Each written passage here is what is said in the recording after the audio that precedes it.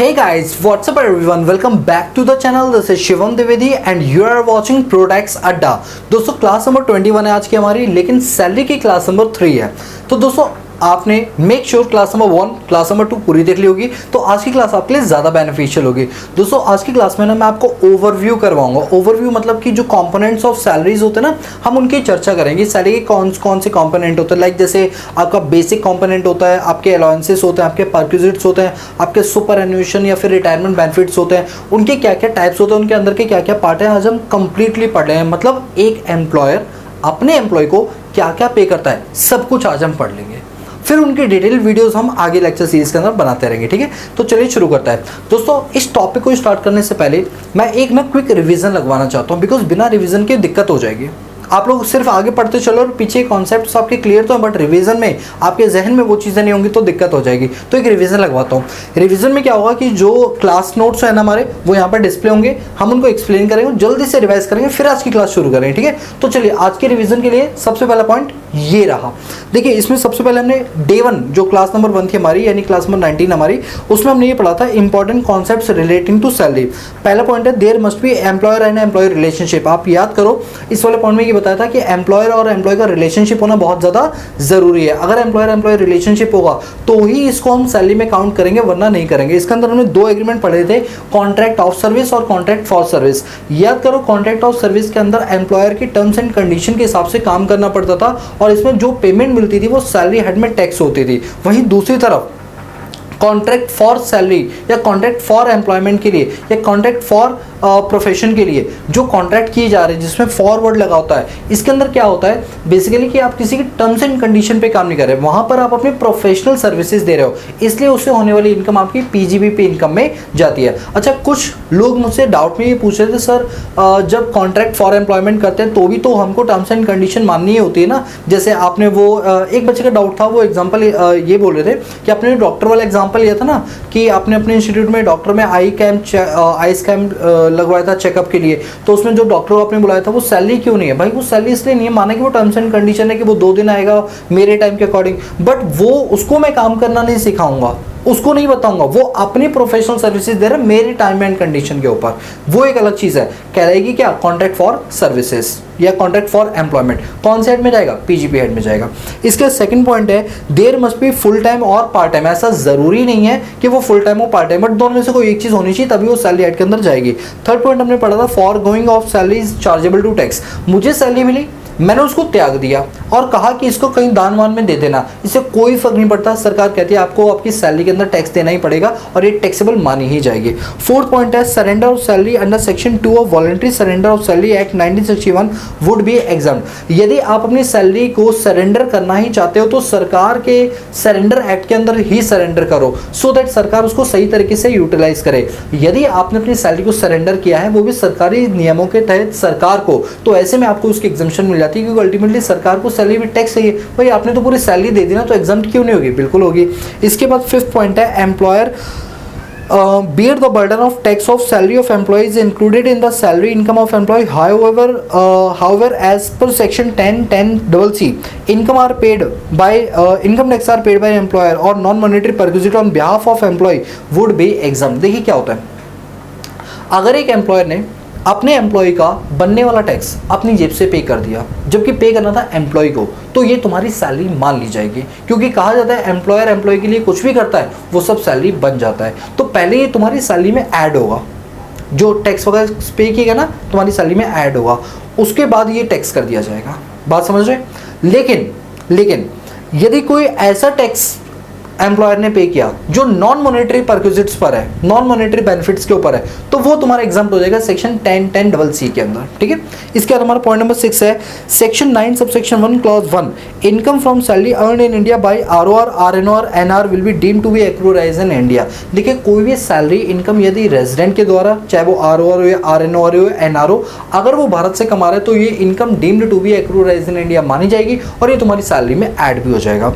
इसके बाद दूसरी तरफ आप देखें सेक्शन 9 सबसेक्शन 1 क्लॉज 2 ये बोलता है, क्लॉज 2 नहीं 3, income from salary payable by government for service rendered outside India to ROR, RNOR, NR will be deemed to be accrued in India. However, allowances perquisite paid or allowed outside India by Government of India citizen outside India is exempt under section 10 subsection 7. इसमें हमने ये पढ़ा था कि यदि अगर कोई employer अपने एम्प्लॉय को इंडिया से बाहर भेज रहा है और उसको बदले में कोई पेमेंट दे रहा है तो वो पेमेंट भारत में income deemed to be accrued in India मान ली जाएगी, भारत के अंदर वो टैक्स कर दी जाएगी। लेकिन अगर फॉरेन में काम करने वाले गवर्नमेंट एम्प्लॉय को सरकार की तरफ से कोई परक्विजिट या कोई अलाउंसेस दिए गए हैं तो उन पर कोई टैक्स चार्ज नहीं किया जाएगा। समझ आ रही बात, वो टैक्स फ्री रहेंगे। कौन से सेक्शन में? That is section number 10 subsection 7। But होना क्या चाहिए? इंडियन सिटीजन होना चाहिए, तब ये बात बनेगी। तो आपको सैलरी में समझ आया कि क्या क्या चीज़ आ रही है, जस्ट मैं रिवीजन कर रहा हूँ थोड़ा स्पीड में। आगे बढ़ो। Section 10 subsection 6 clause 2 remuneration received by official of embassies, high commission etc. of foreign exchange as a member of a staff of one another official is exempt। देखिए क्या होता है कि अलग अलग देशों में हमारी एम्बेसीज ओपन हो रखी है, उन एम्बेसीज में जो लोग काम कर रहे हैं ना, तो अगर हम उनको कोई पेमेंट वगैरह कर रहे हैं, ठीक है, तो वो हमारे यहाँ पर एग्जम्प्ट हो जाएगी। बट याद रहे ये हमारी एम्बेसी नहीं है। जैसे इंडिया में फॉरेनर्स की कोई एम्बेसीज है और वहाँ से उनकी गवर्नमेंट उनको कुछ पे कर रही है तो ये इंडिया में एग्जम्प्ट है, ये इंडिया में इनकम एक्रूराइज थोड़ी मानी जाएगी, ये पूरी तरीके से इंडिया में क्या मान ली जाएगी? एग्जम्प्ट मान ली जाएगी। फिर सेक्शन 10 सबसेक्शन 6 क्लॉज 6 में बोला था remuneration received by foreign national employee of foreign enterprise for service rendered by him in India is also exempt from tax. हमारे यहाँ पर एक फॉरेन एंटरप्राइज है, उसमें फॉरेनर्स काम कर रहे हैं, उनको सैलरी वगैरह मिल रही है तो वो भारत में सैलरी एड में कवर नहीं होंगे, वो भारत से इनकम टैक्स से ही पूरा क्या है? एग्जम्प्ट है। फिर हमने पढ़ा था section 10 subsection 6 clause 8 salary received by non resident citizen for service rendered in connection with the employment of foreign ship is exempt where is total stay in India does not exceed 90 days during the previous year. देखिए एक foreign ship है जिसके ऊपर कौन काम कर रहा है? एक नॉन रेजिडेंट काम कर रहा है, लेकिन वो फॉरेन शिप भारत में स्टे कर रही है, तो ऐसे में उस नॉन रेजिडेंट के द्वारा कमाई की इनकम भारत में टैक्स नहीं किएगी। लेकिन एक कंडीशन है कि वो 90 दिन से ज़्यादा उसका स्टे भारत में नहीं होना चाहिए। अगर 90 दिन से ज़्यादा भारत में स्टे हो गया तो हम उससे टैक्स वसूल लेंगे, ठीक है। इसके बाद फिर हमने किया था section 10 subsection 6 clause 11 remuneration receive by foreign government employee during their stay in India for specified training is exempt. मान लीजिए फॉरेन एम्प्लॉय है, वो भारत में आया भारत के लोगों से ट्रेनिंग लेने के लिए, तो ऐसे में उनको जो सैलरी वैल्यू भी मिल रही है ना अपने देश से, वो भारत में सैलरीज एक्ट में कवर नहीं होगी, ना ये इनकम टैक्स के अंदर कवर होगी, तो उस पर कोई इनकम टैक्स नहीं लिया जाएगा। इसलिए तो इनके सेक्शन नंबर 10 है। तो मैं उम्मीद करता हूँ ये सारी चीज़ आपको समझ में आ गई होंगी, ठीक है। फिर उसके बाद जो हमारी क्लास नंबर 20 हुई थी सैलरी की क्लास नंबर 2, उसकी भी रिवीजन लगा लेते हैं। उसमें हमने ये पढ़ा था section number 15 charging section of salary. क्या पढ़ा था कि चार्जिंग सेक्शन ऑफ सैलरी में लिखा हुआ है कि अगर दो लोगों के बीच में एम्प्लॉयर और एम्प्लॉय का रिलेशनशिप है, मतलब उनके बीच में एक कॉन्ट्रैक्ट हुआ है, कॉन्ट्रैक्ट ऑफ एम्प्लॉयमेंट का या कॉन्ट्रैक्ट ऑफ सर्विसेज का, तो ऐसे में एम्प्लॉयर के द्वारा एम्प्लॉय को दिया गया, चाहे वो कैश हो चाहे वो इन काइंड हो, वो सैलरी हेड के अंदर क्या हो जाएगा? टैक्सेबल हो जाएगा। ड्यू बेसिस पर, रिसीट बेसिस पर, विच एवर इज अर्लियर, जो भी दोनों में से क्या हो जाएगा? पहले हो जाएगा। एक बार लाइन पढ़ लेते हैं। लाइन लिखी हुई if there is a relationship between two person is employer employee और they have contract of employment in such cases whatever amount is paid by employer या former employer in his or her employer are chargeable under head of salary either due basis or receipt basis whichever is earlier। बोलो समझ रहा है। फिर देखिए नीचे component of salary बना रखा है। कंपोनेंट ऑफ सैलरी में आप देख पा रहे हैं बेसिक पे है। बेसिक पे का मतलब जो आपकी नॉलेज एक्सपीरियंस स्किल्स वगैरह उसके आधार पर जो आपको सर्विसेज के बदले में पैसा दिया जा रहा है that is called your basic पे। फिर आपका आ गया डीएनएस अलाउंस जिसको महंगाई भत्ता बोलते हैं। बोनस आ गया, एक्स्ट्रा काम करते हो उसके से प्रॉफिट एक्स्ट्रा होता है, उस एक्स्ट्रा प्रॉफिट को एम्प्लॉयज के साथ शेयर करना है, कॉल्ड भी बोनस। फिर कमीशन फीस हो गया कि जो लोग रेगुलर वर्क नहीं करते वो सेल्स पर या टारगेट बेस्ड जॉब करते हैं उनको कमीशन मिलता है, ये भी हमारी सैलरी का ही एक पार्ट होता है। रिटायरमेंट बेनिफिट जैसे आपका ग्रेच्युटी हो गया, कमिटेड पेंशन हो गया और आपका retrenchment compensation, voluntary retrenchment voluntary retirement scheme हो गया और लीव इनकैशमेंट, ये सारे हमारे रिटायरमेंट बेनिफिट्स होते हैं। आगे हम इनको डिटेल में पढ़ेंगे। परक्विजिट क्या होता है? एक एम्प्लॉयर अपने एम्प्लॉय को कुछ सुविधाएं देता है, उन्हें हम परक्विजिट बोलते हैं, वो सैलरी का पार्ट बनता है। एक एम्प्लॉयर अपने एम्प्लॉय को कैश की फॉर्म में दे सकता है कुछ, तो वो अलाउंसेस बन गई। ये सब क्या है? सैलरी के पार्ट है। सबको जोड़ेंगे क्या मिल जाएगा हमारे पास? Gross salary. ग्रॉस सैलरी से 3 डिडक्शंस माइनस होती है। सेक्शन 16 क्लॉज 1 है दैट इज स्टैंडर्ड डिडक्शन। कितनी मिलती है? जितनी आपकी ग्रॉस सैलरी है तो वो, या मैक्स टू मैक्स 50,000, इससे ज़्यादा नहीं मिलती है।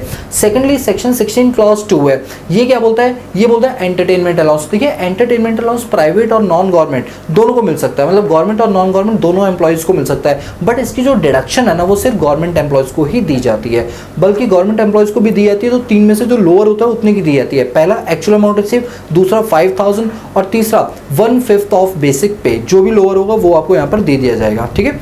इसके बाद थर्ड है हमारा section 16 clause 3 that is professional tax. Professional tax article 246 के थ्रू लगाया जाता है, क्योंकि स्टेट को ये पावर है कि वो अपने एम्प्लॉयमेंट टैक्स या प्रोफेशनल टैक्स लगा सकती हैं एक लेवल से ऊपर इनकम कमाने वालों के ऊपर। तो ऐसे में अगर उन्होंने प्रोफेशनल टैक्स वगैरह पे किया है तो राज्य सरकार को अगर उन्होंने प्रोफेशनल टैक्स दिया तो केंद्र सरकार उस वाले पार्ट को एग्जाम कर देती है सेक्शन 16 क्लॉज 3 के अंदर। बट मैक्सिमम आपको जो डिडक्शन मिलेगी इसमें 16 क्लॉज 3 के अंदर वो 2500 की मिलेगी, या फिर जो आपने एक्चुअली में पे किया विच एवर इज लोअर, उससे ज़्यादा की यहाँ पर नहीं दी जाएगी। बोलो बात क्लियर है। और एक चीज़ मैं आपको और बता दूं कि प्रोफेशनल टैक्स अगर एम्प्लॉयर ने पे किया एम्प्लॉय के बिहाफ पे तो वो पहले तुम्हारी सैलरी में ऐड होगा, बाद में नीचे जाके उसकी क्या मिलेगी, डिडक्शन।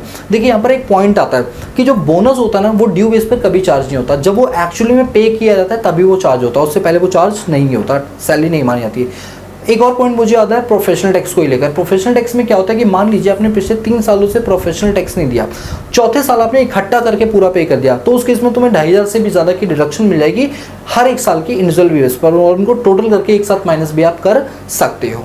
ये सब हमने भी पिछले 2 क्लासों में किया और मैं उम्मीद करता हूँ कि 2 क्लास के रिवीजन आपको अच्छे से समझ आ गई होगी, तो आज की क्लास आपको ज़्यादा बेहतर तरीके से समझ आएगी। ठीक है, तो अब मेरी बात को ध्यान से सुनना। देखिए क्या होता है कि जब भी हम एम्प्लॉयर एम्प्लॉय के रिलेशनशिप की बात करते हैं तो 4 चीज़ें होती है, मैंने 2 का इशारा किया बट होती 4 हैं। ठीक है, एक एम्प्लॉयर अपने एम्प्लॉय को क्या क्या दे सकता है। हमने सेक्शन नंबर 15 में पढ़ा कि एक एम्प्लॉयर अपने एम्प्लॉय को कुछ भी देगा वो सब क्या बनेगा, सैलरी बनेगा। सर कुछ भी में क्या क्या दे सकता है, देखिए वो एम्प्लॉय को 4 चीजें दे सकता है, 1 2 3 एंड 4, 4 चीजें। क्या है वो 4 चीजें, एक होता है बेसिक कॉम्पोनेंट, बेसिक कॉम्पोनेंट। ठीक है, बेसिक कंपोनेंट में क्या होता है, जैसे आपका बेसिक पे हो गया, डी हो गया, बोनस हो गया, कमीशन हो गया, फीस हो गया। इसके बाद वो क्या दे सकता है, अलाउंसेस दे सकता है। अलाउंसेस का मतलब होता है एक एम्प्लॉयर अपने एम्प्लॉय को कुछ कैश की फॉर्म में कुछ भी दे सकता है, कुछ भी मतलब कैश दे सकता है, किसी भी रूप में किसी भी चीज़ के लिए वो दे सकता है। अलाउंसेस को हमने फर्दर 4 पार्ट में डिवाइड किया है। एक होता है हाउस रेंट अलाउंस HRA, दूसरा होता है स्पेशल अलाउंसेस जिसके अंदर आपके 2 टाइप के अलाउंस पर्सनल और ऑफिशियल आते हैं, तीसरा होता है आपका फॉरेन अलाउंस और चौथा आपका होता है एनी अदर अलाउंस। पढ़ेंगे अभी डिटेल में आज ही। ठीक है, फिर एक आपका होता है परक्विजिट। परक्विजिट का मतलब होता है जब एक एम्प्लॉयर अपने एम्प्लॉय को कोई काइंड में देता है चीज, काइंड मतलब कि वो कैश की फॉर्म में नहीं बल्कि वो सुविधाओं की फॉर्म में है। जैसे आपको कार दे दिया, आपको रहने के लिए घर दे दिया, गार्डनर स्वीपर गैस वगैरह की सुविधाएं दे दी, क्रेडिट कार्ड डेबिट कार्ड इन सब की सुविधाएं दे दी, क्लब की मेंबरशिप दे दी, तो ये सब आपके परक्विजिट में कवर हो जाते हैं। और फिर फोर्थ आपका आता है जिसको बोलते हैं सुपर एन्यूएशन फंड, सुपर एनुएशन फंड, या फिर जिसको हम ना रिटायरमेंट बेनिफिट भी बोलते हैं। इसी का एक और नाम भी होता है रिटायरमेंट बेनिफिट, यानी एक एम्प्लॉयर अपने एम्प्लॉय को रिटायरमेंट बेनिफिट भी दे सकता है। रिटायरमेंट बेनिफिट किस रूप में दे सकता है, जैसे आपका ग्रेच्युटी हो गया सेक्शन 1010, फिर आपका कमिटेड पेंशन हो गया सेक्शन 1010A, और फिर आपका हो गया लीव इनकैशमेंट सेक्शन 1010AA, फिर आपका हो गया रिट्रेंचमेंट कंपनसेशन सेक्शन 1010B, फिर आपका हो गया voluntary retirement compensation section 1010C, फिर आपका PF हो गया 10, 11, 10, 12, 10, 13, ये सब इसके अंदर आएंगे। मतलब एक एम्प्लॉयर अपने एम्प्लॉय को ये 4 चीज़ें दे सकता है, बेसिक कॉम्पोनेंट दे सकता है, अलाउंसेस दे सकता है, परक्विजिट दे सकता है, सुपर एन्यूएशन और रिटायरमेंट बेनिफिट दे सकता है। इन सबको ऐड करके ही हमको क्या मिलता है बताइए सर, हमको मिलता है ग्रॉस सैलरी। इन सबको ऐड करके हमें क्या मिलता है, ग्रॉस सैलरी। फिर हम उसमें से सेक्शन 16 क्लॉज 1A फिर माइनस करते हैं सेक्शन 16 क्लॉज 2, फिर माइनस करते हैं सेक्शन 16 क्लॉज 3, ये माइनस करके हमको मिलता है क्या, हमारी नेट सैलरी। और इसी नेट सैलरी को हम टैक्स कर देते हैं और इस पर टैक्स लगाते हैं। मतलब ये एक तरह का मैंने ओवरव्यू दे दिया, एक तरह का ओवरव्यू दे दिया। अब हम एक एक करके बेसिक कंपोनेंट को पढ़ेंगे, एक एक करके अलाउंसेस को पढ़ेंगे, एक एक करके परक्विजिट को पढ़ेंगे, एक एक करके सुपर एन्यूएशन फंड को पढ़ेंगे, सो दैट हमको अंडरस्टैंडिंग ज़्यादा हो जाए। तो चलिए अब हम इनको डिटेल में पढ़ना शुरू करते हैं। तो चलिए अभी हम बात करते हैं अपने पास कंपोनेंट्स ऑफ सैलरी के बारे में। जी हाँ दोस्तों, अब हम आ चुके हैं अपने पास कंपोनेंट ऑफ सैलरी के बारे में, यानी आज हम ये पढ़ेंगे कि सैलरी के कौन कौन से कंपोनेंट्स होते हैं जिनको मिलाकर हम सैलरी को बनाते हैं। जी हाँ, आपको याद होगा हमने जो फॉर्मेट अपने पास कंप्लीट किया था, तो उसी फॉर्मेट को थोड़ा आज मैं डिटेल में डिस्कस करूंगा और आने वाली क्लासेस में मैं क्या क्या पढ़ाऊंगा वो भी चर्चा हम आज ही कर लेंगे। ठीक है, तो चलिए शुरू करते हैं। देखिए ऐसा है, यहाँ पर आप बोर्ड पे देख पा रहे हैं कि कंपोनेंट ऑफ सैलरी को यहाँ पर हमने 4 पार्ट के अंदर क्लासीफाई किया हुआ है। सबसे पहला हमारे पास ये बेसिक आइटम है, फिर आपके पास ये अलावेंसेस है, फिर परक्विजिट्स आ गए, और परक्विजिट्स के बाद आ गया आपका सुपर एन्युएशन बेनिफिट्स, या जिसको हम रिटायरमेंट बेनिफिट के नाम से भी जानते हैं। ये 4 कंपोनेंट इंपॉर्टेंट होता है। एक एक करके वन बाय वन डिटेल में डिस्कशन करेंगे। दोस्तों देखिए, अभी मैं बहुत डिटेल में नहीं जाऊँगा। डिटेल का मतलब ये है, मैं आज आपको पूरे के पूरे चीज़ों का ओवरव्यू दे दूंगा। ओवरव्यू इसलिए दूंगा क्योंकि ओवरव्यू देने के बाद जब मैं आगे के लेक्चर्स रिकॉर्ड करूंगा ना, तो आपको ज़्यादा क्लियरिटी रहेगी कि हाँ भाई ये चीज़ें हमने पहले डिस्कस किया, बस अब हम उनका डिटेल वर्जन पढ़ रहे हैं। अगर आपने आज की क्लास को ढंग से देख लिया, एक एक चीज़ को समझ लिया, तो फर्दर जो क्लासेस है वो आपके लिए इजी हो जाएंगी। यानी ये समझ लो कि आने वाली क्लासेस का मैं आपका बेस तैयार कर रहा हूँ। आज की क्लास में बेस बनाना है, कोई नया कॉन्सेप्ट नहीं पढ़ाना, बल्कि बेस बनाना है बढ़िया सा। ठीक है, तो चलिए सर इशू स्टार्ट करिए। सबसे पहले आता है बेसिक आइटम। बेसिक आइटम में आपका आ गया बेसिक पे, डीएनएस अलाउंस, बोनस और कमीशन। जैसा कि आप जानते हैं कि जो हमारा बेसिक पे होता है वो किसी इंसान की नॉलेज, स्किल, एक्सपीरियंस, एक्सपर्टाइज पर डिसाइडेड होती है कि उसके अगेंस्ट आपका एम्प्लॉयर आपके इन सर्विसेज के अगेंस्ट जो पेमेंट कर रहा है, दैट इज कॉल्ड बेसिक पे। लेट सपोज एक एम्प्लॉयर को एक एम्प्लॉय चाहिए जिसके पास 5 ईयर का एक्सपीरियंस हो। वो 5 ईयर के एक्सपीरियंस और नॉलेज के हिसाब से वो उसके एक सर्विसेज की पेमेंट निकालेगा और उसी पेमेंट को हम बेसिक पे के नाम से जानते हैं। दूसरा होता है आपका डीएनएस अलाउंस। डीएनएस अलाउंस होता है महंगाई भत्ता। एम्प्लॉयर क्या करता है, एम्प्लॉय की सैलरी में कुछ एक्स्ट्रा चीज़ें भी देता है जिसको डीएनएस अलाउंस बोलते हैं। वो इसलिए देता है बिकॉज एम्प्लॉयर को भी पता है हर साल महंगाई बढ़ रही है, महंगाई के अकॉर्डिंग उसकी जो सैलरी है ना, उससे उसकी परचेजिंग पावर कम हो रही है। अगर उसकी सैलरी 10,000 पर मंथ है एक साल पहले, तो वो 10,000 से ज़्यादा सामान खरीद पा रहा था, लेकिन एक साल बाद वो सेम 10,000 से उतना सामान नहीं खरीद पाएगा। तो जिस तरह से महंगाई बढ़ रही है, हमें उसकी सैलरी को उतना ही कंपनसेट करना चाहिए, जिसके लिए दिया जाता है डीएनएस अलाउंस। थर्ड होता है आपका बोनस और कमीशन। ये बोनस और कमीशन क्या होता है, देखिए बोनस का मतलब होता है एक्स्ट्रा, जब आप कुछ एक्स्ट्रा एफर्ट डालते हो, उस एक्स्ट्रा एफर्ट डालने की वजह से आपकी कंपनी को एक्स्ट्रा प्रॉफिट होता है। उस एक्स्ट्रा प्रॉफिट का एक पार्ट अपने एम्प्लॉयज के साथ शेयर करना इस कॉल्ड भी है बोनस, जो कि जनरली हम दिवाली वगैरह पे डिस्ट्रीब्यूट करते हैं, इसीलिए लोग इसको ना दिवाली बोनस के नाम से भी जानते हैं। ये भी हमारी सैलरी का एक पार्ट है। फिर आपके पास कमीशन या फीस, दोनों की मैं एक साथ बात करूंगा। कमीशन फीस दोनों एक ही जैसे होता है। बेसिकली क्या होता है कि कोई काम है जिस पर आप फिक्स मंथली सैलरी विड्रॉ नहीं कर रहे हो, बल्कि आपने टारगेट बेस्ड जॉब दिया हो। कई जॉब्स ऐसी होती है जिनमें टारगेट्स होते हैं कि अगर आप इतना काम करोगे तो हम आपको इतना क्या देंगे, अमाउंट देंगे। तो वो जो टारगेट बेस्ड जॉब होती है ना, उसमें आपको मिलता है कमीशन। ठीक है, और कुछ लोग उसी कमीशन को फीस के नाम से जानते हैं। ठीक है, तो कमीशन और फीस में डिफरेंस समझ आएगा कि जब आपकी कोई टारगेट बेस्ड जॉब होती है तो उसके अगेंस्ट आपको कुछ कमीशन वगैरह मिल जाता है। सर एग्जाम्पल ऐसे समझिए कि मैं एक सेल्स एजेंट हूँ, मैं कंपनी के बिहाफ पे कंपनी का प्रोडक्ट मार्केट में बेचता हूँ। कंपनी वालों ने कहा शिवम हम आपको मंथ में कुछ भी नहीं देंगे, आपने जितनी सेल की होगी उसके अकॉर्डिंग हम आपको 15% का कमीशन दे देंगे। तो जो 15% कमीशन दिया वो मेरे लिए क्या कहलाएगी, बेसिक पे कहलाएगी। तो ये जो हमारे बेसिक आइटम है उसमें बेसिक पे हो गया, डीएनएस अलाउंस, बोनस और कमीशन हो गया। मुझे लगता है इसमें कोई दिक्कत नहीं है, रिविजनरी सीरीज में भी आपको क्लियर हो गया होगा।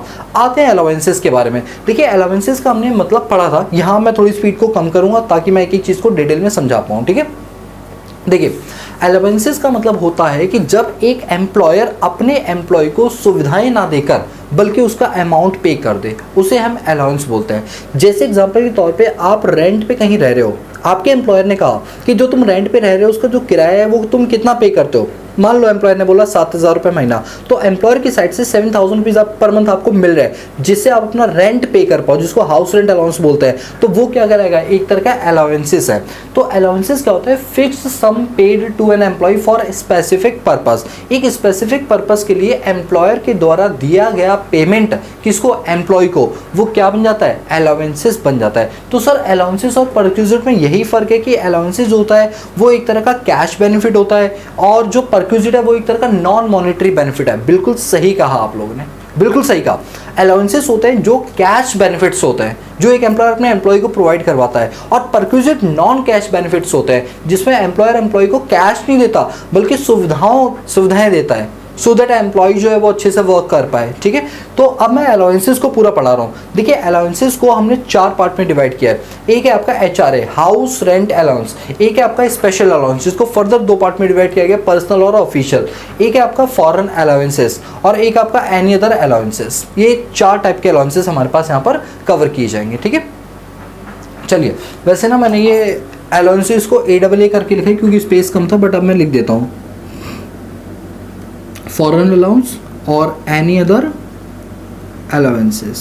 ठीक है, तो ये हो गया। अब हम एक एक करके डिस्कस करते हैं। देखिए सबसे पहला अलाउंस पहले ये बताओ अलाउंसेस का मतलब समझ गए? अलाउंसेस का मतलब क्या होता है कि जब एक एम्प्लॉयर अपने एम्प्लॉय को कुछ कैश में पे करे, that is called be allowances. ठीक है, अलाउंसेस में सबसे पहला अलाउंस हमारा HR है। सर ये सबसे पहला है या दूसरा, ऐसा कुछ नहीं, आप आगे पीछे कर सकते हो, वो तो मैंने पहले लिख दिया तो बात अलग है। ठीक है, HR है। हाउस रेंट अलाउंस, नाम से समझ आ रहा होगा कि एक एम्प्लॉय किराए के मकान में रह रहा है और उसका एम्प्लॉयर उसको उस किराए के मकान का कंपनसेशन दे रहा है, क्योंकि शायद एम्प्लॉय कुछ खास होगा, उसके ना रहने से कंपनी पर एक फ़र्क पड़ेगा नेगेटिव, तो ऐसे में उस एम्प्लॉय को खुश रखने के लिए एम्प्लॉयर के द्वारा क्या दिया जाता है? हाउस रेंट अलाउंस दिया जाता है। ज़रूरी नहीं, मतलब मैं तो एक एग्जांपल ले रहा हूँ। तो अगर एक एम्प्लॉयर ने एम्प्लॉय को कहा कि तुम अगर किराए के मकान में रहते हो तो किराया मुझसे ले लिया करो, तो जो एम्प्लॉयर यहाँ पर किराया पे कर रहा है that is called house rent allowances. अच्छा, ऐसा ज़रूरी नहीं है कि एम्प्लॉयर पूरा ही किराया दे दे। मान लो किराया आपका 15,000 रुपये पर मंथ है, हो सकता है एम्प्लॉयर आपका बोले मैं 5,000 दूंगा, 10,000 तुम अपनी जेब से दे देना,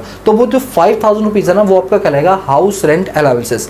क्योंकि हमने सेक्शन नंबर 15 पढ़ा था कि अमाउंट कोई भी एम्प्लॉयर अगर अपने एम्प्लॉय को देता है तो वो सैलरी हेड के अंदर आएगा, तो इसीलिए जो HR एम्प्लॉयर के द्वारा दिया गया है वो आपकी सैलरी हेड की इनकम मानी जाएगी। बट क्या है, सरकार ने ये बोला है हर इंसान का सपना घर हो अपना। बोलो क्या?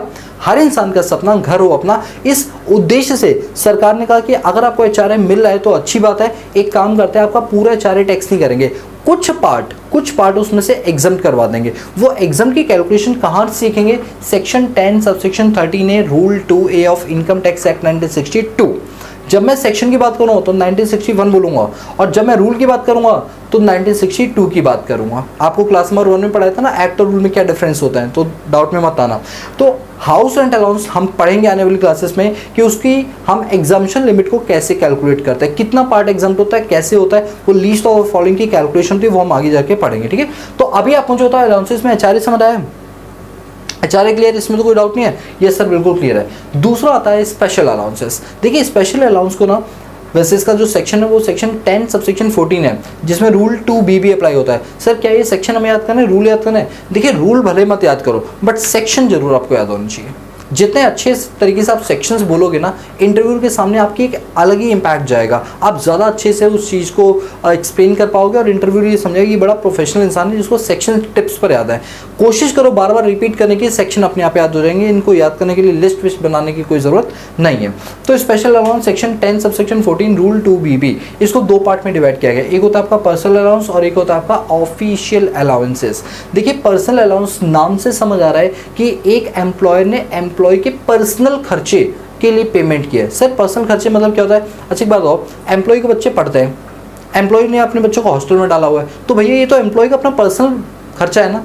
बट एम्प्लॉयर क्या बोलता है कि तुम्हारे बच्चे मेरे बच्चे, तो जो खर्चा हुआ है वो मैं पे कर दूंगा, या पूरा नहीं पे करूँ बट कुछ अमाउंट तुम्हारा पे कर दूँ, तुम्हारा बर्डन थोड़ा कम हो जाएगा। तो वो जो अलाउंसेस होते हैं ना, ऐसे में जो एम्प्लॉयर अपने एम्प्लॉय को देता है वो सब कहलाते हैं पर्सनल अलाउंसेस। और अगर वही पैसा अगर ऑफिशियल पर्पस के लिए दिया जाता, किसी ऑफिस वर्क के लिए, तो वो कहलाता है ऑफिशियल अलाउंसेस। क्या कहलाता है? Official allowances. तो पहले मुझे बताओ स्पेशल अलाउंस के दो पार्ट समझ आए, पर्सनल क्या होता है और ऑफिशियल क्या होता है। तो पर्सनल मतलब जहाँ पर एम्प्लॉय की ऑब्लिगेशन थी बट एम्प्लॉयर पे कर रहा है।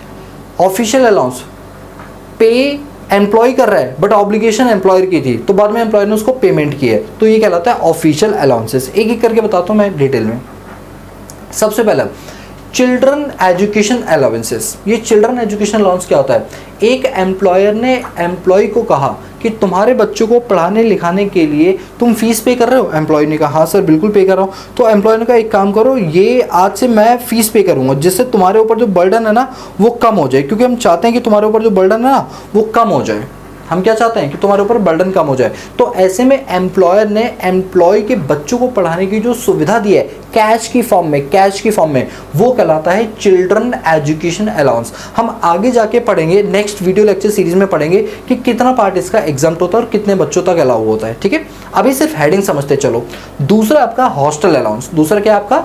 Hostel allowances. देखिए हॉस्टल अलाउंसेस में हमें क्या जानते हैं कि जब एम्प्लॉय का बच्चा किसी हॉस्टल में रहता है, किसी दूसरी सिटी में पढ़ाई करने के वास्ते वो हॉस्टल में रहता है, तो हॉस्टल का खर्चा बियर किसको करना चाहिए? एम्प्लॉय को, क्योंकि बच्चा तो उसके है। लेकिन कभी कभी एम्प्लॉयर बोल देता है कि तुम्हारे बच्चों का ये वाला खर्चा हम बियर कर लेंगे, ताकि तुम्हारे ऊपर फाइनेंशियल बर्डन ज़्यादा से ज़्यादा ना आए और तुम खुशी खुशी ऑफिस में काम करो। तो ऐसे में एम्प्लॉयर के द्वारा एम्प्लॉय को दिया गया पैसा ताकि एम्प्लॉय अपने बच्चों को हॉस्टल में दाखिला दिलवा पाए, वो कहलाता है हॉस्टल अलाउंसेस। कितना टैक्स होता है, कितना एग्जाम होता है, नेक्स्ट क्लास में पढ़ेंगे।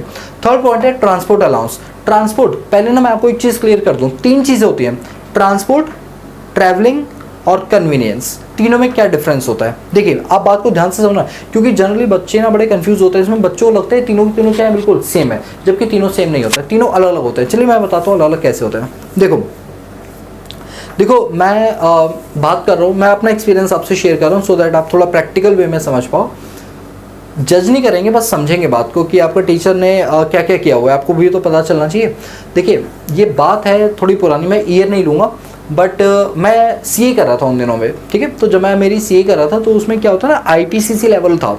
तो आईपीसीसी के जब दोनों ग्रुप कंप्लीट होते हैं उसके बाद आर्टिकलशिप की ट्रेनिंग लेनी होती है 3 साल। फिलहाल अभी तो नई सीए के सिलेबस 2024 के अकॉर्डिंग ये 3 साल से कम करके 2 साल कर दी गई है। पहले पेपर भी 8 होते थे, अभी फिलहाल 6 कर दिए गए हैं। तो क्या था कि जब मैंने वो 8 पेपर कंप्लीट किए थे आईपीसीसी में, तो फाइनल में आने से पहले हमारी आर्टिकलशिप हुई थी। 3 साल काम करना होता है सीए के पास, तो मैंने भी सीए के पास काम किया। तो स्टार्टिंग स्टेज के अंदर सीए क्या करता है, वो आपको बड़े बड़े काम नहीं देता, वो छोटे मोटे काम देता है, क्योंकि आपको देखो 3 साल काम सीखना है, तो वो छोटे से लेकर बड़े बड़े काम आप ही को सिखाएगा और आपको सीखना पड़ेगा, मैंडेटरी है, वरना इंस्टीट्यूट में फाइनल के एग्जाम के लिए एलिजिबल ही नहीं हो पाओगे। तो वो सीए जब लिख कर देगा तभी आप फाइनल एग्जाम में हो पाओगे, तो वो लिख कर देगा तो काम तो करना पड़ेगा ना।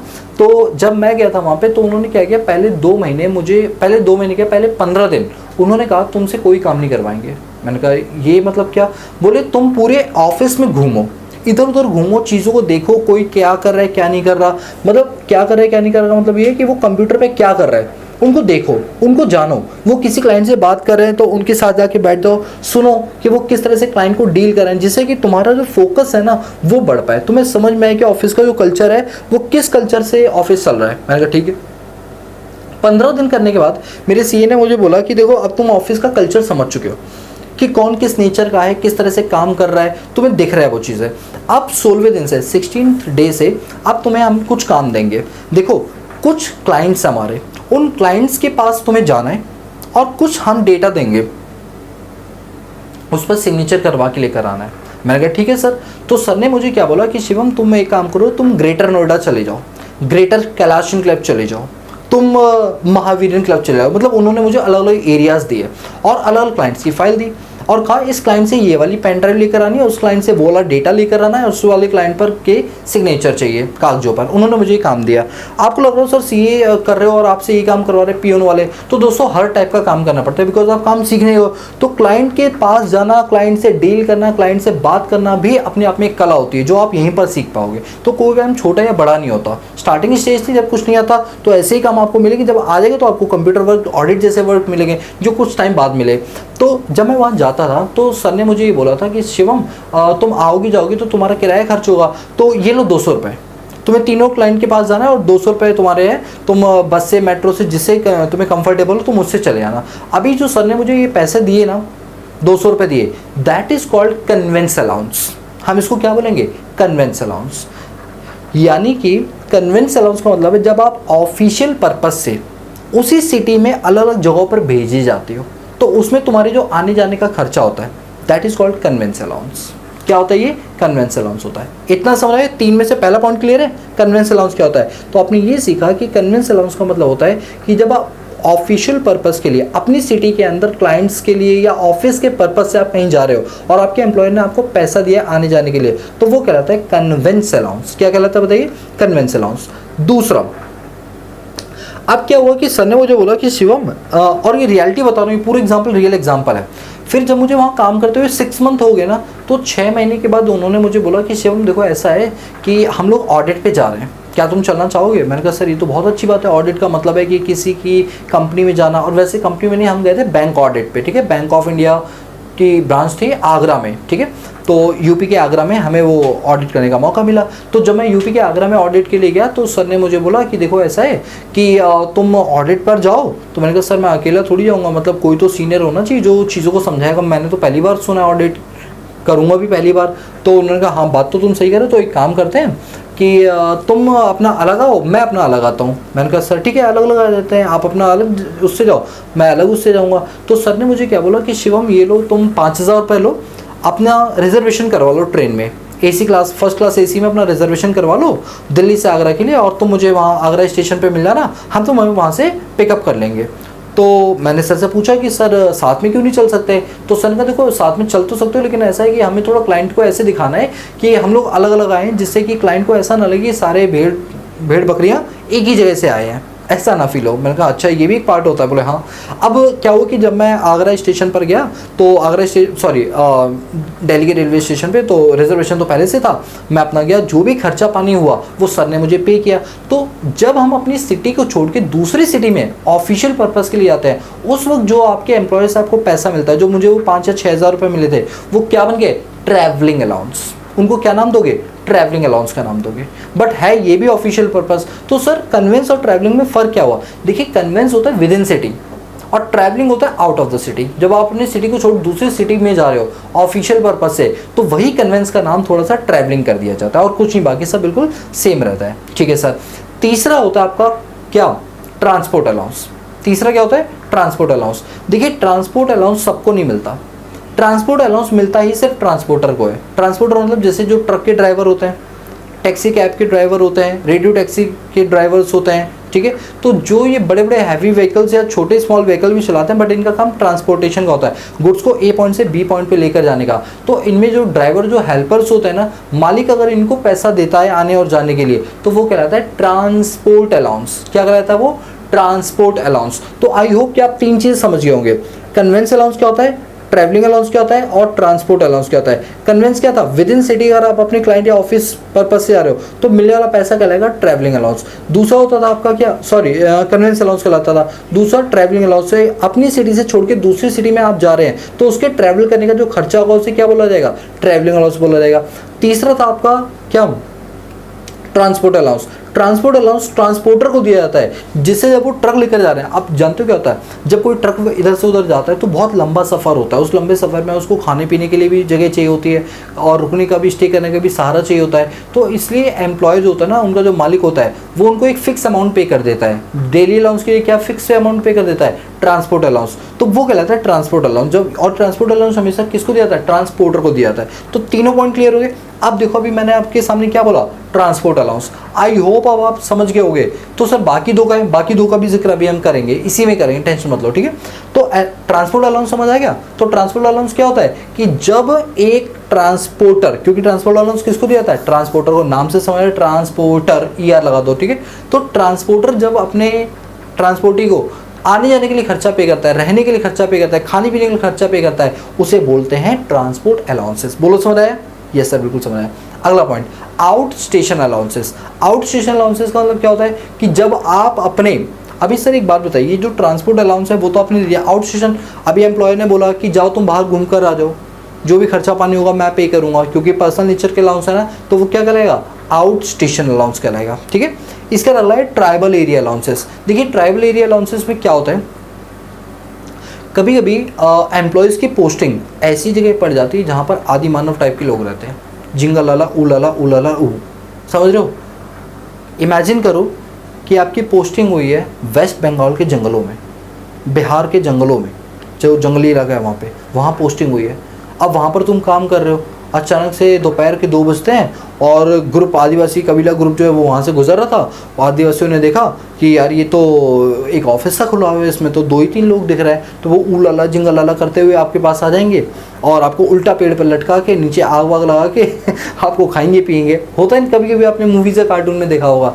तो ऐसे में भाई तुम्हें तो बहुत रिस्क होता है, ऐसी जॉब करना तो बहुत रिस्की है, बात बिल्कुल सही है। तो ऐसे में आपका एम्प्लॉयर आपको देता है ट्राइबल एरिया अलाउंस, कि भाई तुम ऐसी ट्राइब्स में जा रहे हो काम करने के लिए जहाँ रिस्क है, तो एक काम करना, थोड़ा बहुत पैसा दे रहे हैं, ले धुआ के अपना जान बचा के भाग जाना। तो अब ऐसा जनरली नहीं होता, ऐसा ये होता है कि अब हर इंसान वहाँ जाना पसंद नहीं करता, तो कोई अपनी जान जोखिम में क्यों डालेगा। लेकिन कुछ लोग ऐसे होते हैं जो ये कहते हैं भाई हमारा उन ट्राइब ग्रुप के साथ एक कोलैब हो रखा है। कोलैब इन द सेंस कि हमारी संस्कृति और उनकी संस्कृति के बारे में हमें पता है, तो हमें दिक्कत नहीं होगी। तो ऐसे में आपका एम्प्लॉयर आपको एक्स्ट्रा पैसे देता है कि देखो तुम्हारी पोस्टिंग ऐसी है कि भाग मत जाना, ये लो तुम्हें एक्स्ट्रा पैसा देंगे। तो वो कहलाता है आपका ट्राइबल एरिया अलाउंसेस, क्योंकि वहाँ पे आसपास के ट्राइब्स को आपको खुश करके रखना पड़ता है, तो कभी भी आपको खर्चा भी करना पड़ जाता है, तो उसके लिए आपका एम्प्लॉयर आपको क्या देता है, ट्राइबल एरिया अलाउंसेस देता है। बोलो समझ आया? Yes sir. इसका होता है अंडरग्राउंड अलाउंसेस। ये अंडरग्राउंड अलाउंसेस क्या होता है? देखिए क्या होता है कि आपने मिशन रानीगंज वाली मूवी देखी है? बताइए। अगर आपने नहीं देखी तो प्लीज़ आज यूट्यूब पे जाकर ना उसको देखना ज़रूर, पूरी मूवी देखना, आपको कॉन्सेप्ट क्लियर होंगे इस चीज़ से, और भी चीज़ें क्लियर होंगी, मिस मैनेजमेंट और मैनेजमेंट में क्या डिफरेंस होता है। ठीक है, देखिए मिशन रानीगंज क्या था कि रानीगंज एक जगह थी जहाँ पर मतलब डिगिंग की जा रही थी, लैंड के अंदर डिगिंग की जाती, कोयला वगैरह निकालने के लिए। तो जब कोयला मिलता है ना, तो वो लैंड के सरफेस एरिया से काफ़ी ज़्यादा नीचे मिलता है, और ऐसे में क्या होता है, आप जितना धरती के लेवल पे अंदर कोर में जाते जाएंगे उतना ही उसका जो क्रस्ट है वो सॉलिड होता जाएगा, और सबसे बड़ी बात कि उसमें ऑक्सीजन की प्रेजेंस कम होती जाएगी और जहरीली गैसेस बढ़ती चली जाएंगी। तो ऐसे में काम करना बहुत मुश्किल होता है। तो ऐसे में एम्प्लॉयर आपको कुछ पेमेंट देता है, उसको बोलते हैं अंडरग्राउंड अलाउंसेस। अब आप मुझे एक बात बताओ, एक वर्कर है, उसको बोला कोयले की खदान में तुम्हें काम करना है, 10,000 रुपये पर मंथ तुम्हें मिलेंगे, लेकिन क्योंकि ऐसे ही तुम काम कर रहे हो तो हम तुम्हें को 5,000 रुपये अंडरग्राउंड अलाउंस के नाम के एक्स्ट्रा देंगे, क्योंकि तुम बहुत ही रिस्की काम कर रहे हो। तो तुम्हें क्या मिलेगा, अंडरग्राउंड अलाउंसेस। कई बार मेट्रो के प्रोजेक्ट्स वगैरह होते हैं जहाँ पर आपकी डिगिंग की जाती है, तो इनको भी क्या मिलता है, अंडरग्राउंड अलाउंसेस मिलता है। ठीक है, और रेट माइनिंग वगैरह करनी पड़ती है। रेट माइनिंग समझते हो, जैसे चूहा होता है, बिल खोदता चला आता है, तो बड़े बड़े पहाड़ के अंदर से चूहे की तरह बिल खोदना। आपको पता ही होगा उत्तरकाशी उत्तराखंड के अंदर क्या होता है, एक बार ऐसी दिवाली का टाइम था, 2023 की बात है, तो दिवाली के समय कई सारे लोग क्या थे, एक टनल में जाते हैं, 200 मीटर लंबी चौड़ी टनल थी वो, ठीक है, लंबी टनल थी, तो उसके जो एग्जिट गेट था और जो फ्रंट गेट था उसमें लैंडस्लाइड हो जाती है और वो बीच में फंस जाते हैं। 17 दिन के बाद उनको निकाला गया था। तो ऐसे में उन माइनर्स को जब सैलरी दी जाती है तो उसके साथ साथ उन्हें क्या मिलता है, अंडरग्राउंड अलाउंसेस, क्योंकि वो बहुत खतरे का काम करते हैं, अंडरग्राउंड में जाके वो वहाँ पर अपनी लाइफ को रिस्क में डाल के वो आपके लिए काम करते हैं, इसलिए उनको क्या अलाउंस मिलता है, जिसको बोलते हैं अंडरग्राउंड अलाउंसेस। इसके अलावा होता है कंपोजिट हिल एरिया अलाउंसेस। ये क्या होता है, जैसे कई सारे पहाड़ी इलाके होते हैं जहाँ पर काम करना बहुत मुश्किल होता है, तो उसके लिए आपका एम्प्लॉयर कुछ आपको एक्स्ट्रा पे देता है, उसको क्या बोलते हैं, कंपोजिट हिल अलाउंस बोलते हैं। फिर आता है आपका बॉर्डर एरिया अलाउंसेस। जैसा जानते हैं कि चाइना ऑक्यूपाइड कश्मीर है और एक पाकिस्तान ऑक्यूपाइड कश्मीर है, POK, ठीक है। तो इन दो जगहों पर क्या होता है कि हमेशा डिस्टर्बेंस मची रहती है, सीज़ फायर का उल्लंघन होता है। सीज़ फायर मतलब दो कंट्रियों के बीच में एक एग्रीमेंट होता है कि हम फायर को सीज़ कर देंगे, फायर हम करेंगे नहीं, बट वही बात है ना, ये दिल तो मानता ही नहीं, तो ये लोग आपस में हैप्पी दिवाली एक दूसरे को टाइम टाइम विश करते रहते हैं। तो ऐसे में क्या होता है ना कि जो आर्मी पर्सनल वहाँ पर पोस्ट किए गए हैं उस बॉर्डर पे, चाहे वो POK हो चाहे वो चाइना ऑक्यूपाइड कश्मीर हो, उस जगह पर लाइफ को हमेशा थ्रेट बना रहता है, हमेशा थ्रेट बना रहता है। तो ऐसे में उनको बेसिक पे के अलावा एक और अलाउंस दिया जाता है, बॉर्डर एरिया अलाउंस, जिससे वो थोड़े मोटिवेटेड रहते हैं कि उनको सैलरी एक्स्ट्रा और ज़्यादा मिल रही है। तो ऐसे में वो जॉब को क्विट नहीं करते बल्कि जॉब करते रहते हैं। अगला अपने आप पढ़ो,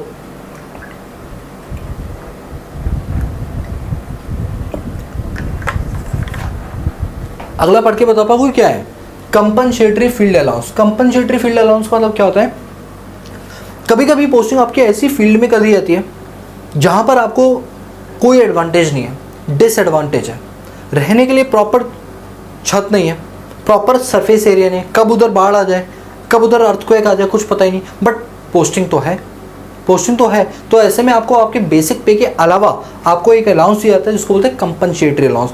दोस्तों टेंशन नहीं लेना, मैं आज की क्लास में सिर्फ ओवरव्यू बेस बना रहा हूँ आपका, ताकि नेक्स्ट क्लास में दिक्कत कम से कम हो। तो ये अलाउंसेस ज़रूरी नहीं है कि एम्प्लॉय को सारे अलाउंस देता हो, अगर एक भी देता है तो आपको पता होना चाहिए वो कौन सा होता है, लेकिन मैंने डिस्कस ये सारे कर दिए। ये सारे पर्सनल नेचर के अलाउंसेस हैं, इसका कंपनी से सिर्फ इतना वास्ता है कि तुम उसके एम्प्लॉय तो तुम्हें दे रहे हैं बस, और कोई वास्ता नहीं है। ये कोई भी ऑफिशियल पर्पज़ के लिए नहीं, ऑफिशियल पर्पज़ अब पढ़ा रहा हूँ मैं आपको, ऑफिशियल पर्पज़ अब पढ़ा रहा हूँ। देखिए ऑफिस के काम से अगर आप जाते हैं तो आपको क्या मिल सकता है, अलाउंसेस मिल सकता है, जिसमें पहला अलाउंस दे रखा है आपको डेली अलाउंस। ये क्या होता है, जो ट्रांसपोर्टर होता है ना, या तो ये अपने पास लेते हैं ट्रांसपोर्ट अलाउंस या फिर ये लेते हैं डेली अलाउंस। डेली का मतलब है कि ये बोलते हैं भाई डेली का मुझे इतना रुपये चाहिए ही चाहिए, ठीक है, खाने पीने उठने बैठने के डेली अलाउंस चाहिए। तो बेसिकली डेली अलाउंस तभी दिया जाता है जब आप अपने ट्रक को लेकर निकले हो और ऑफिशियल पर्पज़ के लिए, पर्सनल पर्पज़ के लिए नहीं, किसके लिए, ऑफिशियल पर्पज़ के लिए। तो उस केस में आपको क्या मिलता है, डेली अलाउंस मिलता है। दूसरा है आपका ट्रैवलिंग अलाउंस। जैसे मैंने आपको बताया था ट्रैवलिंग अलाउंस का मतलब क्या था, कन्वेंस था विद इन सिटी और ट्रैवलिंग क्या था, आउट ऑफ द सिटी। जैसे वो आगरा ऑडिट पे मैं गया था ना, तो ट्रैवलिंग अलाउंस मिला था। तो ट्रैवलिंग अलाउंस किस पर्पस के लिए मिला था, मेरे पर्सनल हनीमून टूर के लिए मिला था? नहीं सर, वो तो ऑफिशियल पर्पस के लिए मिला था, इसीलिए इसको कहाँ पर लिखा है, ऑफिशियल अलाउंस के नीचे लिखा हुआ है। ठीक है। थर्ड है आपका कन्वेंस अलाउंस। मैंने आपको बताया था कन्वेंस अलाउंस क्या होता है कि जब आप ऑफिस के काम से विद इन सिटी कहीं आ जा रहे हो, विद इन सिटी, तो उसको क्या बोलते हैं, कन्वेंस अलाउंस बोलते हैं। फिर चौथा क्या आपका हेल्पर अलाउंस। देखिए हेल्पर अलाउंस क्या होता है कि जब आप दूर दराज में कहीं जाते हैं या कोई रिसर्च वगैरह का प्रोग्राम करते हैं, तो आपका एम्प्लॉयर ये बोलता है देखो सारे काम तुम खुद नहीं कर पाओगे, छोटे मोटे काम के लिए तुम्हारे साथ एक हेल्पर होना चाहिए जो तुम्हारी हेल्प करे। तो एक काम करो, हेल्पर मेरे पास तो नहीं है, तुम कहीं से भी हेल्पर ले आना, तुम्हें जो सैलरी देनी है मुझे बता देना, मैं तुम्हें कैश में पेमेंट करूँगा, या ये लो तुम 15,000 रुपये लो, एक हेल्पर रख लेना अपने साथ जिससे काम थोड़ा जल्दी हो पाए। तो वो क्या कहलाएगा आपका हेल्पर अलाउंस। याद है हेल्पर अलाउंस पर्सनल अलाउंस नहीं है, ये तुम्हारे घर की सब्जियां नहीं काटेगा, बल्कि उस रिसर्च वर्क में तुम्हारी हेल्प करेगा, उस ऑफिशियल वर्क में तुम्हारी हेल्प करेगा। तो ये क्या कहलाता है, ऑफिशियल अलाउंसेस कहलाता है। यूनिफॉर्म अलाउंस, आपने देखा हो डोमिनोज मैकडोनल्ड्स वगैरह के जो लोग होते हैं वो अलग से पहचान में आते हैं, क्योंकि उनका एक प्रॉपर ड्रेस कोड होता है और उस ड्रेस कोड को मेंटेन करना पड़ता है, प्रॉपर धुलवाना वगैरह पड़ता है। तो एम्प्लॉयर आपका ये बोलता है कि भाई ड्रेस मेरी चमाचम बिल्कुल चमकती हुई होनी चाहिए, जिसके लिए तुम्हें महंगा डिटर्जेंट यूज़ करना पड़ेगा, तुम क्यों करोगे फालतू में। तो एक काम करो, ये लो पैसा लो और इससे ये वाली ड्रेस मेंटेन करके रखना, प्रॉपर तरीके से प्रेस वगैरह करा के रखना, तुम्हें अपनी जेब से कुछ नहीं पे करना, गवर्नमेंट जो एम्प्लॉयर है तुम्हारा वो तुम्हें देगा। उसी को बोलते हैं क्या, यूनिफॉर्म अलाउंस। एक है आपका एकेडमिक अलाउंस, और जिसको हम रिसर्च अलाउंस के नाम से भी जानते हैं। ये एकेडमिक और रिसर्च अलाउंस क्या होती है, देखिए क्या होता है कि कई बार, अच्छा चलो मैं आपसे प्रैक्टिकल एग्जांपल लूँ, कभी आप मैकडोनल्ड या बर्गर किंग में गए हो? यस सर, आपको क्या पता, हम तो जाते ही वहीं रहते हैं, हमारा तो असली ठिकाना ही वही है, घर थोड़ी जाते हैं हम तो, बर्गर किंग वगैरह मैकडोनल्ड में बैठ जाते हैं किसी के साथ। कौन है वो, कोई सर है कोई खास? ठीक है भाई, एक ही है मल्टीपल है? सर एक ही होगा। नहीं, आजकल ट्रेंड चल रहा है ना मल्टीपल, एक पैन नंबर पे मल्टीपल जीएसटी नंबर, कहीं ऐसा कोई हिसाब किताब तो नहीं है आप लोगों का, तभी बर्गर किंग वगैरह में घूमते रहते हो। चलो इधर आओ, बर्गर किंग में जब आप जाते हो या कहीं भी डोमिनोज वगैरह में, तो आप देख पा रहे होंगे कि वहाँ पे जो एम्प्लॉयज़ काम कर रहे हैं ना, उनको आप अलग से पहचान जाते हो। बताओ ऐसा क्यों? सर शक्ल पे ही पिज़्ज़ा बना हुआ है इसलिए? नहीं, क्योंकि उनका प्रॉपर ड्रेस कोड है। उस ड्रेस कोड को जब आप देखते हो तो समझ जाते हो ये यहाँ के एम्प्लॉयज़ हैं। कोई प्रॉब्लम होती है, कोई ऑर्डर देना होता है तो आप उन्हीं को देते हो, गलत पर्सन को ऑर्डर नहीं देते हो। तो वो प्रॉपर एक यूनिफॉर्म होती है। ठीक है।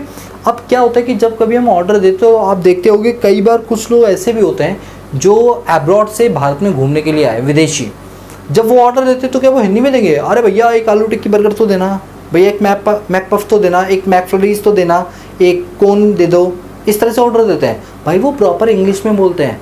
अब मान लो वो बंदा ऑर्डर देने के लिए आया और जो ऑर्डर पे सेल्स काउंटर पे बंदा है वो यूँ बोले कि यार Hindi, you don't know Hindi please, वो क्या बोलेगा कि भैया डिस्प्ले में लगाए उंगली कर दो, मैं बता दूंगा, एक चाहिए, दो चाहिए, भैया ऐसे क्या मल्टीनेशनल कंपनीज चल जाएंगी? भाई दिल्ली के अंदर मैकडॉनल्ड की ब्रांच है, आपको पता है दिल्ली में कई सारे फॉरनर्स वगैरह घूमने घामने के लिए आते हैं, आगरा में लोग घूमने घामने के लिए फॉरनर्स जाते हैं, वहाँ के मैकडॉनल्ड बर्गर किंग अगर ये करने लग जाएंगे तो विदेशी के सामने कैसे इम्पैक्ट पड़ेगा? हाँ सर बात तो सही करो। तो क्या करें सर? अब वो एम्प्लॉय इतने पढ़े लिखे तो है नहीं जो उन्हें कहो कि भैया तुम फ्रेंच लैंग्वेज में बात करो, ऑर्डर लेना तो स्पेनिश लैंग्वेज में लो, तो ऐसा मत करो। एक काम करो, उनको एक ट्रेनिंग दिलवा दो, उनको इतना पढ़ा लिखा दो कि वो एटलीस्ट उस लैंग्वेज में ऑर्डर तो ले पाएँ, और वो रिप्लाई भी देना तो उतनी ही इंग्लिश बोल पाए जितनी ज़रूरी है ऑर्डर से रिलेटेड। तो उनकी बाकायदा ट्रेनिंग कराई जाती है, उनको इंग्लिश वगैरह लैंग्वेज सिखाई जाती है, 5 से 10 दिन की ट्रेनिंग कराई जाती है, सो दैट वो उनके लिए हुए ऑर्डर को समझ पाए और उनको रिप्लाई उनकी लैंग्वेज में ही दे पाए। क्योंकि अगर ऐसा नहीं होगा तो वो लोग हमारे यहाँ पर नहीं आएंगे ऑर्डर देने, और जो अंग्रेज लोग होते हैं ये हमारे इनकम का बहुत अच्छा सोर्स होता है। तो ऐसे में एम्प्लॉयज़ को ट्रेनिंग दी जाती है, उसी को कहा जाता है एकेडमिक अलाउंस और रिसर्च अलाउंस।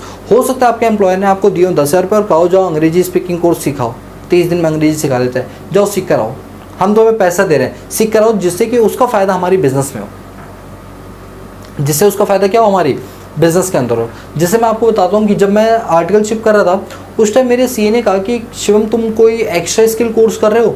मैंने कहा नहीं। बोले कि तुम एक काम करो, तुम कर लो, तुम एक्साइज और सर्विस टैक्स में थोड़ा अच्छे से सीख कर आ जाओ, तो इससे क्या होगा कि तुम हमारे क्लाइंट को अच्छे से डील कर पाओगे। सर ने मुझे 12,000 रुपीज़ दिया और कहा कि जाओ अपनी पढ़ाई करके आओ, ठीक है, शाम को आ जाया करो, बाकी सुबह अपनी क्लासेस ले लिया करो। तो ऐसे में जो सर ने मुझे पैसे दिए, that is called academic allowance और रिसर्च अलाउंस। याद रहे, ये पैसा जो दिया है इससे पढ़ के मैं इसको इस्तेमाल अपनी कंपनी के ही अंदर करूँगा, पर्सनल नेचर के लिए नहीं करूँगा। इसीलिए इनको हम क्या बोलते हैं, ऑफिशियल अलाउंसेस के नाम से जानते हैं। चलिए, क्लियर है यहाँ तक? तो हमने अपने पास पढ़ लिया पर्सनल अलाउंस में children education allowance, hostel allowance, transport allowance, out station allowance, tribal area allowance, underground allowance, composite hill area allowance, border area allowance और कंपनसेटेड अलाउंस। दोस्तों आज की क्लास में आप जितना अच्छा बेस बना लोगे ना, गारंटेड है मेरी आगे की आने वाली क्लासेस जो है वो आपके लिए ज़्यादा बेनिफिशियल होंगी। एटलीस्ट मुझे उस वक्त नाम तो नहीं समझाना पड़ेगा, सिर्फ मैं अपने कॉन्सेप्ट पे फोकस करूँगा, नाम आपको आज ही क्लियर कर दिए जाएंगे सारे, ठीक है। इसके बाद हमने पढ़ा ऑफिशियल अलाउंस। ऑफिशियल में डेली हो गया, ट्रैवलिंग हो गया, कन्वेंस हो गया, हेल्पर हो गया, यूनिफॉर्म, एकेडमिक और रिसर्च। दोस्तों एक चीज़ मैं क्लियर कट खुल के बोल रहा हूँ आपको, वीडियो में कोई चीज़ नहीं समझ आए आप प्लीज़ कमेंट कर दो। जिस दिन भी मैं उसे देखूंगा, वैसे मैं पूरी कोशिश होती है 24 घंटे में एक बार कमेंट सेक्शन ज़रूर ओपन करता हूँ, जब भी मैं उसे देखूंगा डेफिनेटली मैं आपको रिप्लाई दूंगा किसी भी तरीके से, ठीक है। तो प्लीज़ आप इस चीज़ पर फोकस करना, ठीक है। अब आ जाओ अगले अलाउंस पे। तो एक हमारा अलाउंस में क्या हो गया, HRA हो गया। फिर स्पेशल अलाउंस के सेक्शन 10 से 14 के दो पार्ट थे, पर्सनल और ऑफिशियल, ये भी हमने कर लिया। अब हम आएंगे फॉरेन अलाउंस। नाम से समझ आ रहा है फॉरेन अलाउंस। देखिए जनरली क्या होता है, फॉरेन अलाउंस किसको दिए जाते हैं, जैसे जो गवर्नमेंट एम्प्लॉयज़ वगैरह होते हैं ना, तो जब इनकी पोस्टिंग हम इंडिया के बाहर करते हैं, खासतौर पे हम डिप्लोमेट्स को भेजते हैं, एम्बेसीज वगैरह के लिए इनको भेजा जाता है, तो जब हम इनको भेजते हैं तो इनको सैलरी के साथ साथ कुछ अलाउंसेस भी देने पड़ते हैं, क्योंकि बहुत ज़्यादा मतलब ज़रूरत भी होती है इस चीज़ की। दोस्तों इन अलाउंसेस से मैं आपको एक बात बताता हूँ कि ईरान नाम सुना है आपने, एक कंट्री का नाम है ईरान। तो ईरान की ना कई एम्बेसीज थी। दोस्तों जस्ट मैं इसलिए बता रहा हूँ जिससे मैं आपको थोड़ा अच्छे से समझा पाऊँ, ठीक है। ईरान की ना एम्बेसीज थी, और ईरान की एक एम्बेसी जो थी वो थी इज़राइल में, ठीक है, इज़राइल में। तो वो नियर गाज़ा पट्टी के नियर बाई, तो इज़राइल में इनकी एम्बेसी थी। हुआ ये कि इज़राइल ने कुछ बम ब्लास्ट वगैरह किए, और उस बम ब्लास्ट के अंदर मतलब उस रॉकेट लॉन्चर ने क्या किया, वो रॉकेट ब्लास्ट हो गया जाके उस एम्बेसी पे। अब एक बात समझिए कि इज़राइल में ईरान की एम्बेसी है जिसमें ब्लास्ट हुआ, इट मीन्स कि तुमने किस पर हमला किया, ईरान पे हमला किया। अरे भाई वो एम्बेसी ईरान में, वो इज़राइल में है, लेकिन है किसकी, वो ईरान की है ना, तो वो तो ईरान की जगह मानी जाएगी ना, और तुमने उस पर हमला कर दिया। तो ईरान के जो प्राइम मिनिस्टर थे उन्होंने मतलब रिस्पांस में ये बोला कि ऐसा है कि जो तुमने किया वो बहुत गलत किया, मतलब किसी के एम्बेसी पर हमला करने का मतलब है कि तुमने उस देश पर हमला किया। इजराइल ने रिस्पांस में कुछ ऐसा बोला ही नहीं, मतलब एक होता है ना सामने वाला गिल्ट फील करे, वैसे बहुत बड़ी बात है, गिल्ट फील करने वाली बात ही नहीं पहली बात, तो ये तुमसे ये गलती भी कैसे हो गई। तो रिस्पांस में ईरान ने क्या किया, बम ब्लास्टिंग करने शुरू कर दिया। उन्होंने कहा अच्छा तुमने ये किया, लो अब हम तुम पर बम फोड़ेंगे। ये बात मैं अराउंड आपको बता रहा हूँ, ये बात होगी अप्रैल 2024 की बात है ये, ठीक है। तो अप्रैल 2024 में ऐसे ही कुछ हुआ, तो उन्होंने बम ब्लास्ट वगैरह ईरान ने भी कर दिए। जब ईरान ने किया तो यूएस दादा बीच में आ गए। यूएस दादा ने बोला भाई ऐसा है कि दोनों कंट्री आपस में लड़ो मत, इस तरह से तो तुम युद्ध वगैरह छेड़ दोगे। तो ईरान ने कहा ये हमारा अपना इंटरनल और इंटीग्रिटी का मैटर है, इन्होंने हमारे इंटीग्रिटी पर उंगली उठाई है, तो रिस्पॉन्स तो हमें देना ही है। तो हुआ ये कि ईरान के जो आर्मी थी उनको दिया गया कमांड कि भैया ऐसा है कि उड़ाओ तुम ईरान को, इजराइल पे करो हमला। अब ईरान पे हमला करो, अब मेरी बात को ध्यान से सुनो, मैटर ये नहीं था ईरान पे हमला करो। वैसे अभी आपको पता ही होगा कि ये बात है अराउंड 20 मई 2024 की। 20 मई 2024 को जो ईरान के प्राइम मिनिस्टर है जो और फाइनेंस मिनिस्टर है, वो बेचारे दोनों के दोनों की डेथ हो गई हेलीकॉप्टर क्रैश के अंदर, ठीक है। तो खैर मैं यहाँ कोई न्यूज़ एंकर नहीं हूँ जो न्यूज़ सुना रहा हूँ आपको, जस्ट मैं आपको एग्जांपल दे रहा हूँ कि ईरान ने अपने डिप्लोमेट्स के लिए क्या किया जानते हो। ईरान ने जब देखा कि वहाँ के जो डिप्लोमेट्स जो उन्होंने डिप्लॉय किए हुए हैं कहाँ पर, इजराइल में, उन पर जब हमला हुआ तो उनकी फैमिली वालों को खूब अच्छा खासा पैसा मिला, और नहीं भी अगर मिलता तो अगर वो अलाइव भी होते तो भी उन्हें अच्छा खासा पैकेज मिलता है, बिकॉज उनको कई टाइप के अलाउंसेस वगैरह दिए जाते हैं। वैसे ही भारत की जितने भी वर्ल्ड में एम्बेसीज खुली हुई हैं वहाँ पर जो भारतीय अपॉइंट किए गए उनको मिलता है फॉरेन अलाउंस। और फॉरेन अलाउंस क्योंकि आप विदेश में जा रहे हो तो विदेश में ना आपकी लाइफ को हमेशा थ्रेट रहता है। One of the best example Israel और ईरान, मैंने भी एग्जांपल दिया ना कि ईरान के डिप्लोमेट से इजराइल में थे, कितना ज़्यादा उनकी लाइफ को थ्रेट होगा, कितना उनको डर रहता होगा दूसरे देश में हम लोग काम कर रहे हैं, कल को हमारे रिलेशंस खराब होंगे तो हम पे हमला करेंगे। तो ऐसे में उनको दिया जाता है foreign allowance. Foreign allowance section 10 subsection 7 में एग्जम्प्ट हो जाते हैं। सैलरी की क्लास नंबर 2 1 याद कर लो, उसके अंदर बताया भी था मैंने आपको, ठीक है। फॉर्मूला समझ आ गया। देखिए अगर गवर्नमेंट एम्प्लॉय को मिल रहा है तो एग्जाम्प्ट है, प्राइवेट एम्प्लॉय को मिल रहा है तो पूरा पूरा टैक्सेबल है, हम डिटेल में पढ़ेंगे, ठीक है। फोर्थ है आपका एनी अदर अलाउंस। क्या है हमारा एनी अदर अलाउंस, बच्चे कुछ है जो इनमें नहीं कवर हुए, जो इनमें कवर नहीं हुए वो सब इसमें आ गए, जैसे city compensatory allowance. City compensatory allowance का मतलब क्या होता है कि जब आपका तबादला कर दिया जाता है, ट्रांसफर कर दिया जाता है एक सिटी से दूसरी सिटी, मैं स्टेट की बात नहीं कर रहा, मैं सिटी की बात कर रहा हूँ, एक सिटी से दूसरी ट्रांसफर किया जाता है तो थोड़ा सा महंगाई का फर्क नजर आता है, ठीक है। वहाँ पे लिविंग स्टैंडर्ड भी थोड़ा सा क्या होता है बढ़ जाता है, तो इसमें आपकी सैलरी ज़्यादा खर्च होने लगती है, तो उसको कंपनसेट करने के लिए आपके एम्प्लॉय के द्वारा दिया जाता है सिटी कंपनसेटरी अलाउंसेस। बोलो क्लियर है? Yes sir. फिर आता है आपका cash allowance. Cash allowance generally क्या होता है कि एम्प्लॉयज डे टू डे खर्चों के लिए कुछ पैसा मांग लेते हैं, पैटी कैश टाइप का, उसे हम कैश अलाउंस बोलते हैं। तीसरा है split duty allowances. Split duty allowance का मतलब क्या होता है कि जब भी शिफ्ट चेंज की जाती है, अगर आपकी नाइट शिफ्ट होगी तो आपको एक्स्ट्रा अलाउंस मिलेगा, डे शिफ्ट में थोड़ा कम अलाउंस मिलेंगे। तो ये जो स्प्लिट ड्यूटी होता है, मतलब ड्यूटी को चेंज करने के लिए जो अलाउंस दिए जाता है उनको हम स्प्लिट ड्यूटी अलाउंस के नाम से जानते हैं। ओवर टाइम अलाउंस, अगर आपने अपने टाइम से ज़्यादा टाइम तक काम किया है तो आपको एक्स्ट्रा पैसा मिलेगा, जिसको ओवर टाइम अलाउंस बोलते हैं। वैसे अगर हम अपने लेबर लॉज को देखें तो अगर आप अपनी 6 घंटे की शिफ्ट के बाद अगर एम्प्लॉय से काम कराते हो तो आपको उसको रिफ्रेशमेंट देनी पड़ेगी, भले वो रिफ्रेशमेंट 1 कप चाय और एक दाल मठी ही क्यों ना हो, ठीक है। इसके बाद आपका मेडिकल अलाउंस। मेडिकल अलाउंस का मतलब है एम्प्लॉय ने एम्प्लॉय को बोला जब भी बीमार पड़ना तो मेरी तरफ मत देखना, जाना हॉस्पिटल में इलाज करा लेना, ये लो मैं तुम्हें पहले से पैसा दे रहा हूँ, that is called medical allowance. उसी को क्या बोलते हैं? Medical allowance. फिर आता है आपका सर्वेंट अलाउंस। सर्वेंट समझ गए?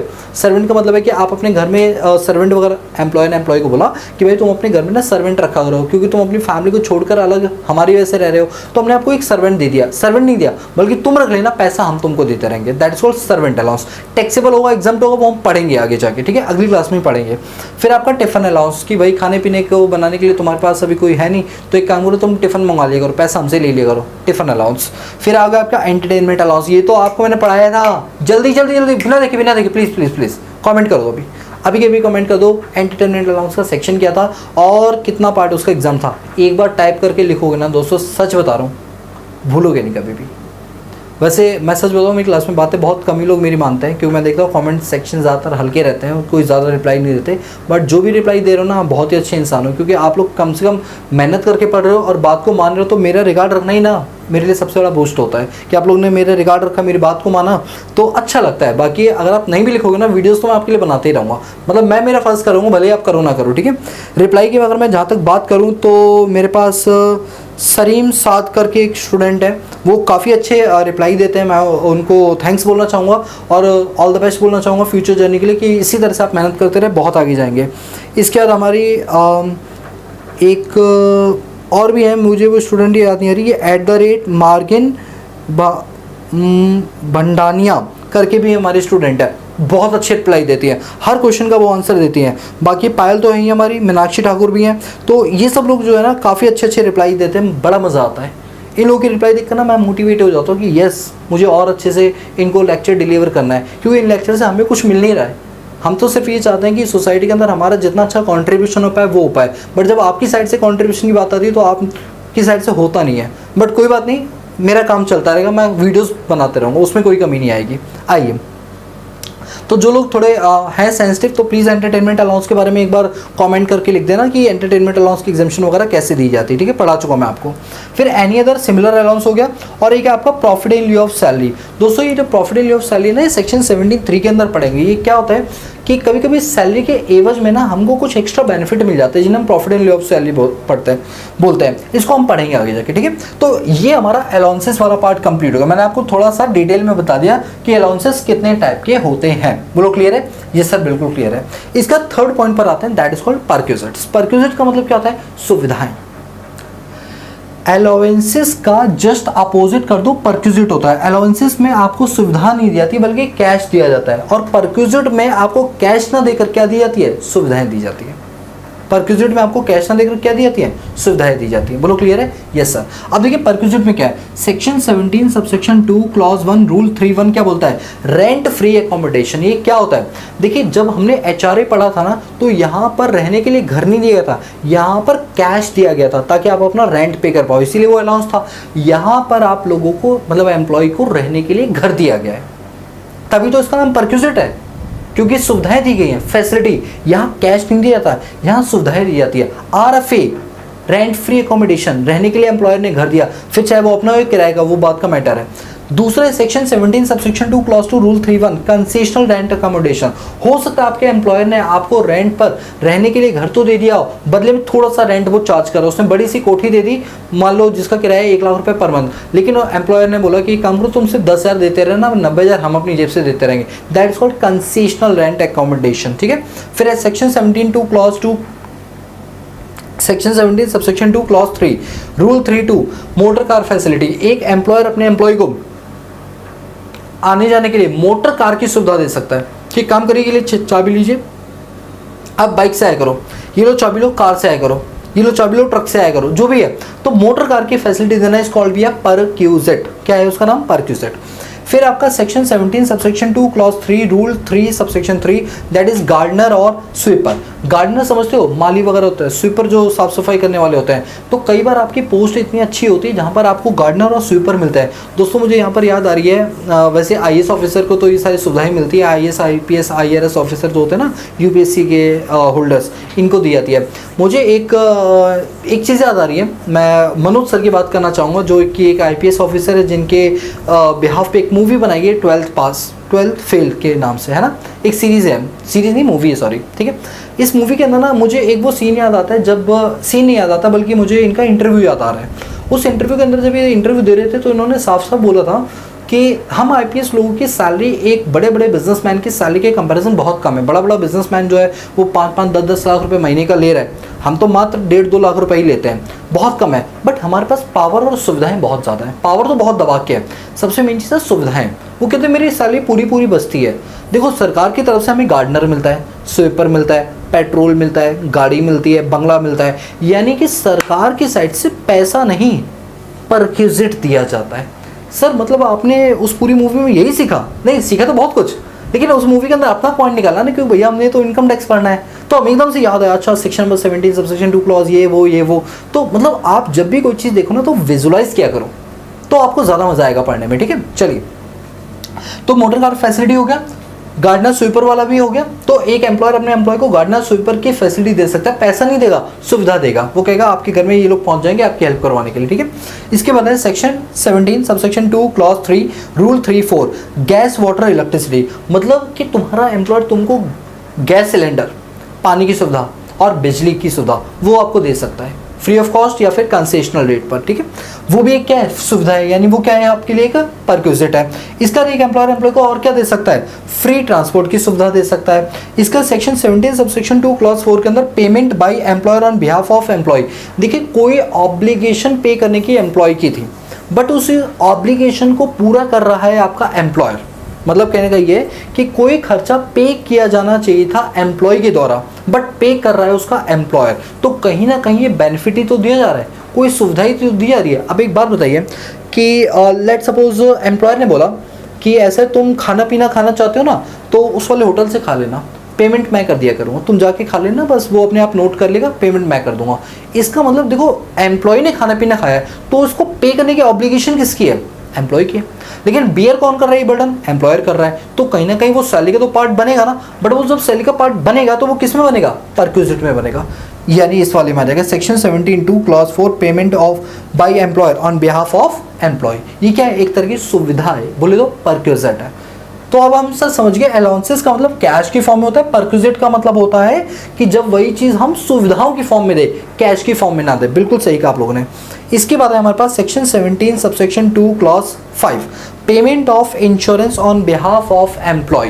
देखिए क्या होता है कि एम्प्लॉय का इंश्योरेंस है तो वो तो एम्प्लॉय को कराना चाहिए ना, उसमें एम्प्लॉयर का क्या रोल है? बट एम्प्लॉयर कहता है कि कोई बात नहीं, मैं तुम्हारे बिहाफ पे तुम्हारी पेमेंट कर दूंगा, तुम फोकस ना काम पे करो, बाकी हम सब खर्चा पे कर देंगे। तो इट मीन्स कि यहाँ पर सुविधा दी जा रही है। एम्प्लॉयर ने कहा तुम टेंशन मत लो, तुम अपना पॉलिसी नंबर दे दो, हम सीधी पेमेंट कर देंगे। यानी यहाँ पर क्या दिया रही है एम्प्लॉय को? सुविधा दिया रही है, अलाउंसेस नहीं, हाथ में कैश नहीं दिया, उसके बिहाफ पे कर दिया एम्प्लॉयर ने। It means perquisite. It means क्या हो गया? परक्यूजिट हो गया। समझ आया? Yes sir.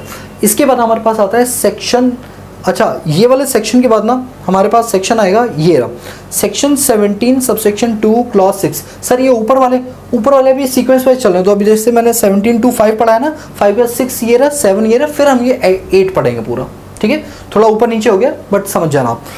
Section 17 subsection 2 clause 6 बोलता है SES स्वेट इक्विटी शेयर बोलता है, पसीने से नहाए हुए हो आप, और आपको आपके एम्प्लॉयर ने इसके बदले क्या दे दी, कंपनी के शेयर्स दे दिए। दोस्तों इस पर तो मैंने टैक्स सेविंग टिप्स बनाई हुई है, आप हमारी शॉर्ट सीरीज देखते हैं, मैंने शॉर्ट्स वीडियोस के अंदर इस चीज़ को समझाया कि यहाँ से टैक्स कैसे बचाया जाता है। बताओ कैसे बचाया जाता है, बता दूँ पहले, चलो बता देता हूँ। देखिए आप ना पहले वो शॉर्ट ज़रूर देखना, ठीक है। वैसे मैं एक काम करूँ, शॉर्ट का लिंक ना मैं आई बटन में दे दूँगा, तो आई बटन पे जाके एक बार क्लिक करना, आपको वो मिल जाएगा, ठीक है, शॉर्ट का लिंक, तो वो ज़रूर देखना। वैसे मैं समझा देता हूँ वो क्या था। वो ये था कि जितने भी रिच पीपल्स होते हैं ना, ये जब भी जॉब करते हैं तो ये कभी सैलरी विड्रॉ नहीं करते। ये अपने एम्प्लॉयर को बोलते हैं भाई आप हमें सैलरी मत दो, आप हमें ना अपनी कंपनी की इक्विटी देते हो। जैसे मान लो अगर उनकी सैलरी 2 लाख रुपए महीने है, साल भर जॉब करेंगे तो कितना रहेंगे, 24 लाख, तो 24 लाख के आप शेयर्स दे दो। फ़ायदा 24 लाख के शेयर की होल्डिंग मिल जाने के बाद वो शेयर के प्राइस तो बढ़ेंगे, पहली बात, उससे फ़ायदा होगा। दूसरा ये कि उस पर आपको हर साल क्या मिलता रहेगा, डिविडेंड मिलता रहेगा, तो आपकी जो वेल्थ है वो मैक्सिमाइज होगी। और जब आप 5-10 साल बाद उसको बेचोगे तो उससे आपको गेन होगा, जिसको कैपिटल गेन बोलते हैं, तो अल्टीमेटली आपको फ़ायदा ही फ़ायदा होता है। इसीलिए जो रिच पीपल है वो ज़्यादा रिच और पुअर थोड़े पुअर होते चले जाते हैं, क्योंकि उनको पता नहीं होता तरीका क्या होता है। तो अगर आपके एम्प्लॉयर ने आपके सैलरी की जगह आपको अपनी ही कंपनी के स्वेट इक्विटी शेयर दे दिए, इट मीन्स उन्होंने कैश नहीं दी, उन्होंने आपको सुविधा दी शेयर्स की फॉर्म में। तो वो शेयर्स की फॉर्म में सुविधा क्या कहलाती है, परक्विजिट कहलाती है। एक बार शॉर्ट देखो समझ आ जाएगा, ठीक है। तो परक्विजिट समझ आ गया, स्वेट इक्विटी शेयर। फिर है section 17 subsection 2 clause 7 contribution to approved superannuation fund और recognised provident fund by the employer to employee. यदि मैंने आपको पढ़ाया हुआ ही रिकॉग्नाइज्ड प्रोविडेंट फंड क्या होता है, मैंने आपको 4 फंड बताए थे, याद आ रहा है। एक पढ़ाया था स्टैट्यूटरी प्रोविडेंट फंड, एक बताया था आपको recognised provident fund, unrecognised provident fund और पब्लिक प्रोविडेंट फंड, याद आ रहा है। तो उसके अंदर जो रिकॉग्नाइज्ड प्रोविडेंट फंड था ना, उसमें याद है एम्प्लॉयर और एम्प्लॉय दोनों डालते थे। हमें एम्प्लॉय से मतलब नहीं है, उसकी तो वो खुद का फंड है, वो तो खुद कितना भी डाल दे, एम्प्लॉयर को तो जबरदस्ती डालना पड़ रहा है। तो जो कॉन्ट्रीब्यूशन एम्प्लॉयर डाल रहे हैं एम्प्लॉय के नाम पे पीएफ के अंदर, वो क्या कहलाएगा, परक्विजिट। एक मिनट सर, वो तो कैश डाल रहे हैं ना, अलाउंस में क्यों नहीं लिखा? अरे भाई वो कैश थोड़ी दे रहा, वो तो उसके खाते में कैश डाल रहा है, तो मैं तो उसकी सुविधा मिल रही है। ओके सर, चिल्लाओ मत, ठीक है। तो बताओ समझ आया। तो अप्रूव्ड सुपरएनुएशन फंड या अप्रूव्ड प्रोविडेंट फंड वो होते हैं जो कि आपका असेसिंग ऑफिसर जिस फंड को अप्रूव कर देता है कि सारी बातें तुमने बिल्कुल अच्छे से मानी, तो चलो हमने इसको अप्रूव कर दिया, उसको बोलते हैं, ठीक है। तो उसमें जो एम्प्लॉयर का कॉन्ट्रीब्यूशन होता है that is called be a perquisite, that is called be a perquisite. इसके बाद अब हम चलते हैं सेक्शन 17 सबसेक्शन 2 क्लॉज 8 की ओर, जिसको बोलते हैं एनी अदर फ्रिंज बेनिफिट। देखिए फ्रिंज बेनिफिट का मतलब ऐसे समझिए, फ्रिंज का मतलब होता है एनी अदर। अब जो बच्चे को चाहिए वो सब यहाँ पर आपके आ जाएंगे, जैसे loan to employee either at a free of cost और कंसेशनल रेट। देखिए क्या होता है कि एक कंपनी के अंदर जो एम्प्लॉय काम कर रहा है, उसको जब पैसों की ज़रूरत होती है ना, वो बैंक नहीं जाता, मालिक की तरफ देखता है एक आस भरी निगाहों से कि शायद अभी मैं अपने मालिक से बोलूँगा तो मालिक मुझे लोन दे देगा, क्योंकि बैंक में तो चप्पल रगड़नी पड़ जाएगी तब जाके लोन मिलेगा, और पता भी नहीं मिले ना मिले। वो एम्प्लॉय को बोलता है सर मुझे मेरे घर में इस चीज़ के लिए पैसों की ज़रूरत है, क्या आप मुझे लोन दे दोगे? सैलरी नहीं चाहिए एडवांस में, कोई बात नहीं, मुझे लोन दे दो, मैं आपको ब्याज दे दूँगा। एम्प्लॉयर कहता है चलो ठीक है, हम इसमें ना, अगर मान लीजिए मार्केट में लोन का रेट चल रहा है 10% और एम्प्लॉयर ने दे दिया 7% पर, तो जो 3% कंसेशन तुम्हें मिला ना, ये तुम्हारी सैलरी में ऐड हो जाएगा परक्विजिट के नाम से। और उसकी हेडिंग क्या डालोगे आप? Loan facility. हेडिंग क्या डालोगे? Loan facility. तो यदि लोन एम्प्लॉय को दिया गया है, किसके द्वारा? एम्प्लॉयर के द्वारा, या तो फ्री ऑफ कॉस्ट दे दिया, कोई ब्याज नहीं चार्ज किया, या ब्याज तो चार्ज किया पर मार्केट रेट से कम चार्ज किया, तो जो डिफरेंस अमाउंट होगा that is called your perquisite which will be added on your salary. बोलो क्लियर है? Yes sir. इसके बाद है expenses of travelling touring accommodation to the employee. Employee के आने जाने रहने उठने बैठने का जो खर्चा अगर फैसिलिटी दी जा रही है तो वो क्या कहलाएगी? वो कहलाएगी परक्विजिट। आपने सुना होगा कई ऑफिसेस में होता है कि वो माँ वैष्णो देवी की टूर पर जा रहे हैं, सारे एम्प्लॉयज जा सकते हैं फ्री ऑफ कॉस्ट, और अपने साथ 2 लोगों को और फैमिली के मेंबर को ले जा सकते हो। ये एम्प्लॉयर क्या दे रहा है? एक तरह की सुविधा दे रहा है, टूरिंग एंड ट्रैवलिंग और अकोमोडेशन, खाने पीने और रुकने की सारी सुविधाएं दे रहा है। तो ये क्या है? This is called perquisites. This is what? This is called perquisites. फिर आपका रिफ्रेशमेंट और फूड टू एम्प्लॉय, कि हमारा एक क्लाइंट जो है वो हमें पेमेंट कर गया, हम बहुत खुश हैं, चलो एक ग्रैंड पार्टी करते हैं, आप सभी लोगों के लिए एक फ्री कूपन, ये लो मैकडॉनल्ड में जाओ 1000 रुपये का फ्री में खा के आओ, ये लो बर्गर किंग में जाओ 1000 रुपये का फ्री का खा के आओ। तो ये क्या है? This is what? This is called be a facility. ठीक है। इसके बाद है एनी गिफ्ट वाउचर और टोकन, कि आपको कोई गिफ्ट में दे दिया, कोई वाउचर दे दिया, कोई टोकन दे दिया। वैसे इसमें मैं आगे पढ़ाऊंगा टैक्सेबिलिटी क्या होती है, सारी चीज़ें पढ़ानी भाई मुझे, मैं तो ओवरव्यू देके नाम समझा रहा हूँ कि अलाउंस क्या होता है, परक्विजिट क्या होता है। ठीक है सर, बार बार मत बोलो, समझ गए। ठीक है, आओ इधर। इसके बाद है आपका एक्सपेंसेस ऑफ क्रेडिट कार्ड। अब क्रेडिट कार्ड की सुविधा आपके एम्प्लॉयर ने दी, जिसका खर्चा कौन बियर कर रहा है, करना चाहिए तो एम्प्लॉय को, लेकिन कर कौन रहा है, एम्प्लॉयर। तो एक तरह की सुविधा होगी, यानी परक्विजिट होगी। इसके बाद क्लब की मेंबरशिप होगी। कई बार ऐसा होता है कि आपका एम्प्लॉयर बोलता है कि किसी क्लब के तुम मेंबर बन जाओ, मैं पेमेंट कर दूँ, टेंशन मत लो, तुम जाओ, यानी एक तरह की सुविधा वो आपको दे रहा है, दैट मीन्स परक्विजिट। फिर आपका होता है यूज ऑफ मूवेबल एसेट्स, कि आपके पास कोई मूवेबल एसेट्स है, जैसे कंपनी के नाम कोई कार आई है, कंपनी के मालिक ने कहा कि एक काम करो, तुम 2 दिन के लिए टूर पे जा रहे हो ना, हमारी कार ले जाओ, मस्त अपनी फैमिली को घुमाना इस कार में। तो ऐसे में एम्प्लॉय को बेनिफिट मिला ना, तो वो बेनिफिट यानी वो क्या कहलाएगा, परक्विजिट। क्यों, परक्विजिट इन काइंड में होता है, कैश में थोड़ी होता। तो ये क्या है आपका, यूज ऑफ मूवेबल एसेट्स आ गया। इसके बाद ट्रांसफर ऑफ मूवेबल एसेट्स। कभी कभी क्या होता है कि कंपनी की कोई पुरानी चीज़ होती है जो काफ़ी पुरानी हो गई है, तो एम्प्लॉय लोग मालिक को बोलते हैं, मालिक इसे आप फेंकोगे, उससे बेहतर है मुझे ही दे दो। तो वो बोलते फेंकूंगा थोड़ी, इसे कबाड़ी वालों को बेचूंगा, 100 रुपये देगा। तो वो बोलते सर 60 रुपये मुझे को दे दो ना, थोड़ा सा प्लीज़ सर रहम कर लो। तो कभी कभार एम्प्लॉयर ऐसा दे भी देता है आइटम वगैरह, तो वो क्या है आपका परक्विजिट है। इसके बाद है लीव ट्रैवल कंसेशन, कि आने जाने में अगर आपको कोई कंसेशन वगैरह दे दिए, जनरली ट्रांसपोर्टर देते हैं जो आपके ट्रांसपोर्ट वे में काम करते हैं ना, तो उनके जो ड्राइवर और कंडक्टर्स होते हैं उनको ये सुविधा दी जाती है। तो ये एक तरह की क्या है, परक्विजिट, कि आप अपनी फैमिली को उस बस में ले आ सकते हो, कोई खर्चा पानी नहीं होगा। या लाइक फ्लाइंग बीस्ट की तरह अगर आप इंडिगो वगैरह में जाते हो अपनी बीवी बच्चे लेकर, पूरा आप उसमें क्या बना सकते हो, रील्स बना सकते हो। वैसे तो उस बेचारे को बैन ही कर रखा है। ठीक है, कौन है फ्लाइंग बीस्ट, इधर आ जाओ, कोई नहीं है, मैं ही हूँ। Point number 4। ठीक है, तो ध्यान दो, तो कंपोनेंट ऑफ सैलरी में एक क्या हो गया, बेसिक आइटम हो गया, एक आपका अलाउंसेस हो गया, एक आपका परक्विजिट हो गया। अब जो पढ़ा रहा हूँ दैट इज सुपर एन्युएशन बेनिफिट, या जिसको रिटायरमेंट बेनिफिट के नाम से भी जानते हैं।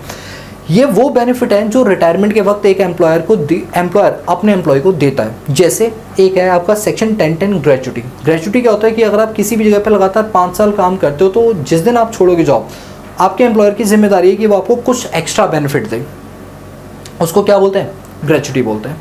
फिर आपका सेक्शन 1010A जो कि क्या है, पेंशन। पेंशन का मतलब क्या है, सबसे बड़ी टेंशन, कि आफ्टर रिटायरमेंट आपको क्या मिलेगी, पेंशन। तो वो पेंशन भी आपका क्या है, एक तरह का पार्ट है। किस चीज़ का पार्ट है, आपकी सैलरी का ही एक पार्ट है। फिर आपका आएगा section 1010AA leave encashment. Leave encashment क्या होता है कि जो आपने छुट्टियां की नहीं की है, जैसे क्या होता है जब आप जॉब कर रहे होते हो तो आपको कई सारी छुट्टियां अलॉट किए थे, कैजुअल लीव हो गया, मंथली लीव हो गया। तो यदि आपने अपनी कोई कैजुअल लीव वगैरह नहीं ली है, तो रिटायरमेंट के वक्त आप उनका पैसा ले सकते हो। तो वो आपके लिए क्या कहलाएगा, लीव इनकैशमेंट, की लीव छुट्टियों को कैश में कन्वर्ट करवा लेना, कैश में कन्वर्ट करा लेना। इसके बाद section 1010B that is retrenchment compensation. क्या होता है कि कभी कभी एम्प्लॉयर और एम्प्लॉय में ना कुछ खटास आ जाती है, खटास इन द सेंस कि दोनों में नहीं बनती है। तो एम्प्लॉयर बिना किसी टर्मिनेशन लेटर के, बिना किसी नोटिस पीरियड के उसको बाहर कर देता है। तो ऐसे में एम्प्लॉय बोलता है कि आपको एटलीस्ट 1 महीना पहले नोटिस देना चाहिए ना मुझे निकालने से पहले, मेरे घर में भी बच्चे कहाँ जाएंगे जब पैसा नहीं लेकर आऊँगा। तो ऐसे में शॉर्ट टर्मिनेशन में एम्प्लॉयर क्या करता है, उसको कुछ पैसे दे देता है कि हाँ मैंने तुम्हें बिना नोटिस दिए निकाल दिया, तो मैं तुम्हें कुछ पैसा दे रहा हूँ जिससे तुम अपने नई जॉब ढूंढ लेना और बीच में ये खर्चा पानी के रूप में काम में आ जाएंगे। तो वो जो एम्प्लॉय ने एम्प्लॉय को दिया that is called retrenchment compensation. Retrenchment मतलब जबरदस्ती तुम्हें बाहर निकाल दिया, लो पैसा और निकलो यहाँ से। ठीक है, that is called retrenchment compensation. Section 1010C voluntary retirement. एक इंसान ऐसा भी होता है जिसकी रिटायरमेंट एज मान लो 60 साल है, बट आज भी वो 58 साल का 58 ईयर का हुआ है, फिर भी वो कहता है कि अब ना सर प्लीज़ बात मानो 2 साल काम नहीं कर पाऊंगा, मेरा अब शरीर साथ नहीं दे रहा, मैं चाहता हूँ टाइम से पहले रिटायर हो जाऊँ। तो एम्प्लॉयर क्या बोलेगा, चलो भाई ठीक है, मैं तुम्हें फिर पेंशन पहले ही दे देता हूँ जो बाद में देता, या कुछ कंपनसेशन मैंने तुम्हारे लिए सोचा था, इतने सालों से आप जॉब कर रहे हो, मैंने सोचा जब आप जाओगे मैं आपको 5-10 लाख रुपए दूंगा, तो ये लो आप अभी ले लो, वॉलंटरी रिटायरमेंट कंपनसेशन। तो ऐसे में वो उनकी सैलरी हेड के अंदर आ जाएगा। कौन से उसमें आएगा, रिटायरमेंट बेनिफिट के अंदर आ जाएगा। फिर आपका सेक्शन 10, 11, 10, 12, 13 ये प्रोविडेंट फंड से रिलेटेड है जो हम डिटेल में पढ़ेंगे। यानी अभी मैंने क्या किया, सैलरी के सारे कंपोनेंट बता दिए। अब जानते हो आगे आने वाली क्लास में, नेक्स्ट क्लास में आपका अलाउंसेस पूरा करवाऊंगा। अराउंड 2 क्लासेस में हमें लग जाएंगे अलाउंसेस को पूरा करने में। ठीक है, फिर इसी तरह मैं आपको परक्विजिट कराऊंगा, इसमें 2-3 क्लासेस आपकी लग जाएंगी। हाँ, ये जो ग्रेचुटी वाला पॉइंट है इसमें भी 2-3 क्लासेस लग जाएंगी। तो अभी मैंने ओवरव्यू दे दिया कि हमें पढ़ना क्या है और पूरे नाम की हेडिंग समझा दी है। अब जब हम करेंगे ना इसको डिटेल में, आपको कहीं कोई दिक्कत नहीं आएगी, ये वादा है मेरा, कहीं कोई दिक्कत नहीं आएगी। ठीक है, क्लियर है, कोई डाउट तो नहीं? यस सर, कोई डाउट नहीं। चलिए अब मेरी बात को ध्यान से सुनो। सारे के सारे नोट्स चैप्टर खत्म होने के बाद आपके टेलीग्राम चैनल पे अपलोड कर दिए जाएंगे। इससे पहले कि चैप्टर नंबर 2 चैप्टर नंबर 1 के मैं नोट्स ऑलरेडी अपलोड कर चुका हूँ। फ़ायदा ये होता है वहाँ से फ्री ऑफ कॉस्ट डाउनलोड करके इसके प्रिंट आउट निकाल के आप अपना काम चला सकते हो। लिखने वाला टाइम आपका पूरा पूरा बचेगा। क्लियर है दोस्तों? इसके अलावा हमारे पास और भी कई चैनल्स हैं, प्लीज़ आप उनको भी पैरेलली सब्सक्राइब कर लेंगे तो ज़्यादा अच्छा रहेगा। तो लिस्ट मैंने आपको दे रखी है, नीचे आप कमेंट सेक्शन में भी डिस्क्रिप्शन बॉक्स में भी इस लिस्ट को देख सकते हो। तो दोस्तों आज की वीडियो लेक्चर सीरीज़ के लिए इतना ही। So guys that's all about this video lecture series. So guys if you like the video give a big thumbs up and subscribe the channel, press the bell icon so that you notify all the time when I post new video on this YouTube channel. बाकी मिलते हैं next class में, तब तक के लिए peace out.